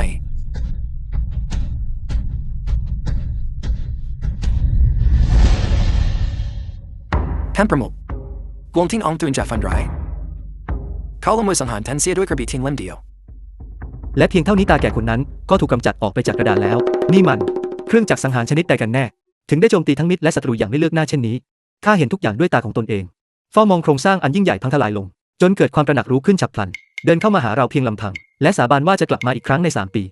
พร้อมตะโกนก้องว่า30 ปีทางตะวันออก30 ปีทางตะวันตกอย่าได้รังแกคนหนุ่มเพียงเพราะเขายากจน ท่านพี่ The film was ท่านควรระวังปากคอไว้บ้าง translated and narrated ถึงแม้ท่านเสียจะตายไปแล้ว by แต่กวงพิงอ๋องยังคงมีชีวิตอยู่ เราไป จะดีไหม ไปเยี่ยมเยียนกลุ่มผิงอ๋องและประมุขพรรคเฉาปังเสียหน่อย ไปทักทายสักเล็กน้อย อย่างไรคนเราก็ต้องมีคนไปส่ง ในการเดินทางครั้งสุดท้ายของชีวิตอยู่ดี คนที่ชื่อเสียตายแล้วหรือและกวงพิงอองเป็นคนฆ่าเขาเบรคัมคนที่ชื่อเสียผู้นั้นในใจเจ้ามีแผนการนับพันแต่สุดท้ายได้อะไรขึ้นมาไม่ใช่ว่าเจ้าต้องจบชีวิตลงด้วยในมือของคนบ้าอย่างกวงพิงอองแล้วหรอกหรือเบรคัมเจ้าจะไปไหน ประมุขเฉาไม่ได้พบกันนานเลยนะ ท่านประมุขลูกข้ารู้เหตุผลที่ท่านเข้ามาในเมืองนี้พวกเราคือคนประเภทเดียวกันไม่ใช่หรือคนประเภทเดียวกัน ข้าไม่ทราบมาก่อนเลย ว่าพรรคเฉาปังและหมู่ตึกตระกูลลูกของเรา จะกลายเป็นพวกเดียวกันไปได้ ท่านประมุขลูกแผนให้ท้องฟ้าตำลึงแลกถูกน้ำดิงูเพื่อกำจัดกองทิงอองโดยไม่ต้องเสียทหารแม้แต่นายเดียวนับเป็นความสามารถอันยอดเยี่ยมอย่างแท้จริงถ้าชื่นชมจริงๆช่างน่าลืมใสยิ่งนักน่าเสียดายหากข้ารู้เร็วกว่านี้ว่าท่านมีความทะเยอทะยานสูงส่งถึงที่นี้บอกข้ามาเหตุใดข้าถึงได้ทอดทิ้งสิ่งที่อยู่ไกลไปกว่าสิ่งที่อยู่ไกลแล้วประทักไปเข้าภูกะกองทิงอองผู้ไร้ค่าและน่าสมเพชนั้นข้าช่างโง่เขลานักคนแก่ที่โง่เขลา ข้าจำได้ว่าท่านเคยกล่าวไว้ ว่าท่านและหมู่ตึกตระกูลลูกของเรา มีความแค้นที่ไม่อาจอยู่ร่วมโลกกันได้ กล่าวเช่นนี้ออกมา ท่านไม่เกรงหรือว่าพี่น้องที่ล่วงลับไปแล้วของท่าน จะลุกขึ้นมาจากโลงเพราะความแค้น ไม่เลยพวกนั้นก็เป็นเพียงคนนอกที่ไม่มีความสำคัญจะเอามาเทียบกับมิตรภาพอันยาวนานของเราได้อย่างไรว่าแต่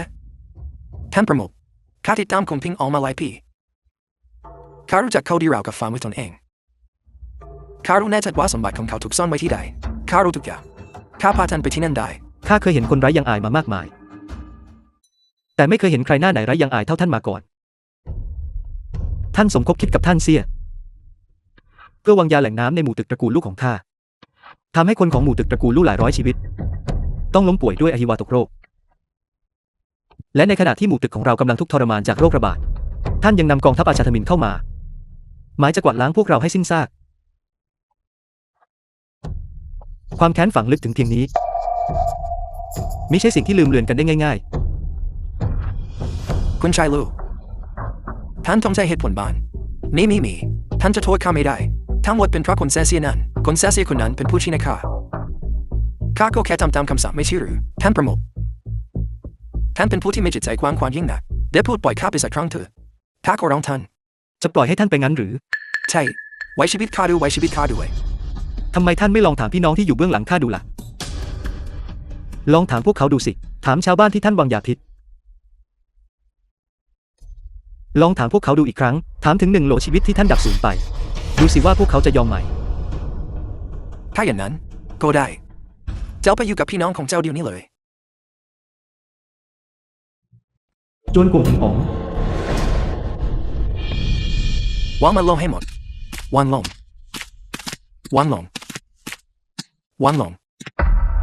ทุกอย่างที่นี่เป็นของข้ากองกำลังโดยรอบได้โจมตีเข้ามาแล้วเจ้ายังจะหวังข้าเป็นอองยูอีกหรือตอนนี้เจ้าไม่เหลือทหารแล้วเงินก็ไม่มีเสบียงก็ไม่มีเจ้าเป็นองค์ประสาอะไรกันเสบียงแหล่งเงินของข้าอยู่ที่ไหนกองทัพอาชาตมินของข้าอยู่ที่ไหนทุกคนต่างออกไปจับหมู่ไม่มีใครดูแลเสบียงเลยกองทัพอาชาตมินนั้นไม่ใช่เจ้าเองหรอหรือที่ส่งไปที่หมู่ตึกตระกูลลูแล้วถูกทำลายจนสิ้นซากเจ้าหมายความว่าอย่างไรที่ว่าเงินของเจ้าตอนนี้มันเป็นเงินของเราทุกคนแล้วเป็นไปไม่ได้ เป็นไปไม่ได้ The film was translated เป็นไปไม่ได้ and narrated by M. Media. ข้าต้องว่าเป็นเจ้าต้องเป็นเจ้าแน่ๆข้าคือบุตรที่ท่านพ่อภาคภูมิใจที่สุดคนไร้ค่าอย่างเหยียนเสวียชิงจะเป็นอะไรได้ไม่พวกเจ้าทุกคนต้องตายข้าจะฆ่าพวกเจ้าทุกคนพวกเจ้าทุกคนต้องตายข้าจะฆ่าพวกเจ้าทุกคนต้องตายนี่หรือคือเหตุผลที่เจ้าฆ่าลาตระกูลข้าเจ้าเท่าไรเหตุผลสิ้นดีและวิญญาณแค้นที่มาทงคือละข้าอยู่นี่แล้วช่วงเวลาแห่งความรุ่งโรจน์งานหรือเจ้าเป็นใครกันเหยียนเสวียชิงก็แค่บัณฑิตโมกขลาวเจ้าก็แค่อาศัยเล่ห์เหลี่ยมของลูกจันมาเอาชนะข้าได้อย่างโชคช่วยท้ายที่สุดแล้วเจ้าไม่มีวันเอาชนะข้าได้หรอกเจ้าคนขี้ขาดไร้ประโยชน์ถ้าอย่างนั้นเรามาเผชิญหน้ากันการพึ่งพากำลังที่เจ้าถนัดแน่นาเจ้าจะเป็นได้แค่ผู้แพ้ตลอดไปเข้าใจไหมเหยียนเสวียชิงเจ้าไม่มีวันเอาชนะข้าได้หรอก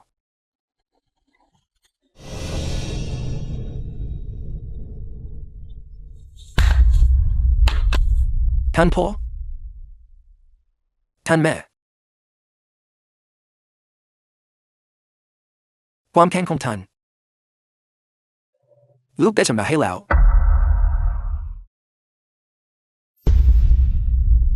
ความอบอุ่นในใจท่านหมดสิ้นแล้วหรือฝีมือการยิงธนูของท่านพัฒนาขึ้นไม่เลวเลย หกสินแห่งวิญญาณข้าไม่เคยลืมเลือนแม้แต่ชั่วขณะเดียวท่านประมุขที่นี้ไม่ใช่ที่ที่จะรั้งรออยู่ได้นานกองกำลังท้องถิ่นได้ยินว่าอำเภอเฟิร์มล้มสลายแล้วและพวกเขาทุกคนต่างก็จ้องจะตักต้องผลประโยชน์ ช่างเถิดพวกมันรู้ดีว่าไม่ควรหานกล้ามาต่อกรกับข้าพวกมันไม่เกรงกลัวปืนใหญ่แม่เหล็กไฟฟ้าของเราหรืออย่างไรท่านประมุขท่านไม่เคยคิดบ้างหรือที่จะมีความทะเยอทะยานในการครองใต้ล่าสมองข้าไม่ได้มีน้ำเหลวเหตุใดต้องเสียเวลาคบคิดเรื่องไร้สาระพวกนั้นด้วยท่านประมุขนั้นเป็นเพราะพลังของท่านนั้นอย่างถึงได้ยากยิ่งยามที่ระเบิดถูกนำออกมาใช้ไม่มีผู้ใดรอดชีวิตยามที่ซีเมนต์ถูกนำออกมาใช้ยิ่งไม่มีสิ่งใดทำลายได้และยิ่งไปกว่านั้นเรายังมีปืนใหญ่แม่เหล็กไฟฟ้าทำพลังกองทัพนับพันการเด็ดหัวแม่ทัพศัตรูนั้นในได้ราวกับควานหาของในถุงยาม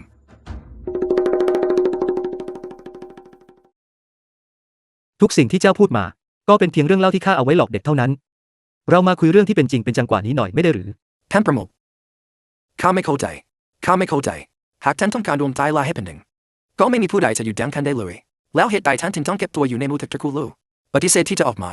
เพราะข้าเพียงแต่อยากใช้ชีวิตอย่างอบอุ่นสุขสบายอยู่กับภรรยาและลูกที่บ้านท่านประมุขท่านหมายความว่าหญิงงามคือหายในงานหรือพอทีสิ่งที่ข้าอยากจะคิดมีเพียงวันนี้จะกินอะไรจะใส่อะไรจะเล่นอะไรข้าไม่อยากมาคอยกังวลในทุกๆวันว่าเพื่อนบ้านกำลังทะเลาะกันเพื่อนบ้านกำลังแย่งชิงเขตแดนกันเพื่อนบ้านกำลังจะมาลอบสังหารข้าและเพื่อนบ้านกำลังจะมาทำสงครามกันอีกข้าเพียงแต่ต้องการใช้ชีวิตอย่างสงบสุขในทุกๆวันเก็บเนื้อเก็บตัวอยู่กับภรรยาและลูกแบบนั้นไม่ดีกว่าหรือดังนั้นเขตแดนของกลุ่มผิงอ๋องใครอยากได้ก็เอาไปเถิดข้าไม่สนใจอยู่แล้วตอนนี้ข้ามีที่ให้รอดชีวิตแล้วใครอยากได้ก็เชิญรับไปเพียงแต่อย่ามาขัดขวางเวลาพักผ่อนของท่านประมุขผู้นี้เข้าใจหรือไม่ป่ะท่านรู้หรือไม่ว่าผู้คนต่างเรียกท่านว่าอย่างไรในตอนนี้เรียกข้าว่าอะไรนะนักประดิษฐ์อัจฉริยะรุ่นเยาว์จอมราชันแห่งขุนเขาหลังวันสิ้นโลกหรือผู้กอบกู้ที่ไร้เทียมทานในฐานะเจ้าบ้านท่านช่วยจริงจังหน่อยได้หรือไม่ท่านพูดไม่ถึง3ประโยคก็ออกนอกเรื่องเสียแล้วพูดมาสิพูดมาไม่ว่าพวกเขาจะเรียกข้าว่าอะไรไม่ว่าพวกเขาจะเรียกข้าว่าอะไรพวกเขาเรียกท่านว่าผู้รอดชีวิตแห่งยุคสมัยแห่งความวุ่นวายผู้รอดชีวิตแห่งยุคสมัยแห่งความวุ่นวายให้ตายสิเอาเถอะข้าอาจไม่ใช่คนที่มีความสามารถมากมายแต่พวกเจ้าทุกคนมันก็แค่สุนัขดีๆนี่เองเจ้า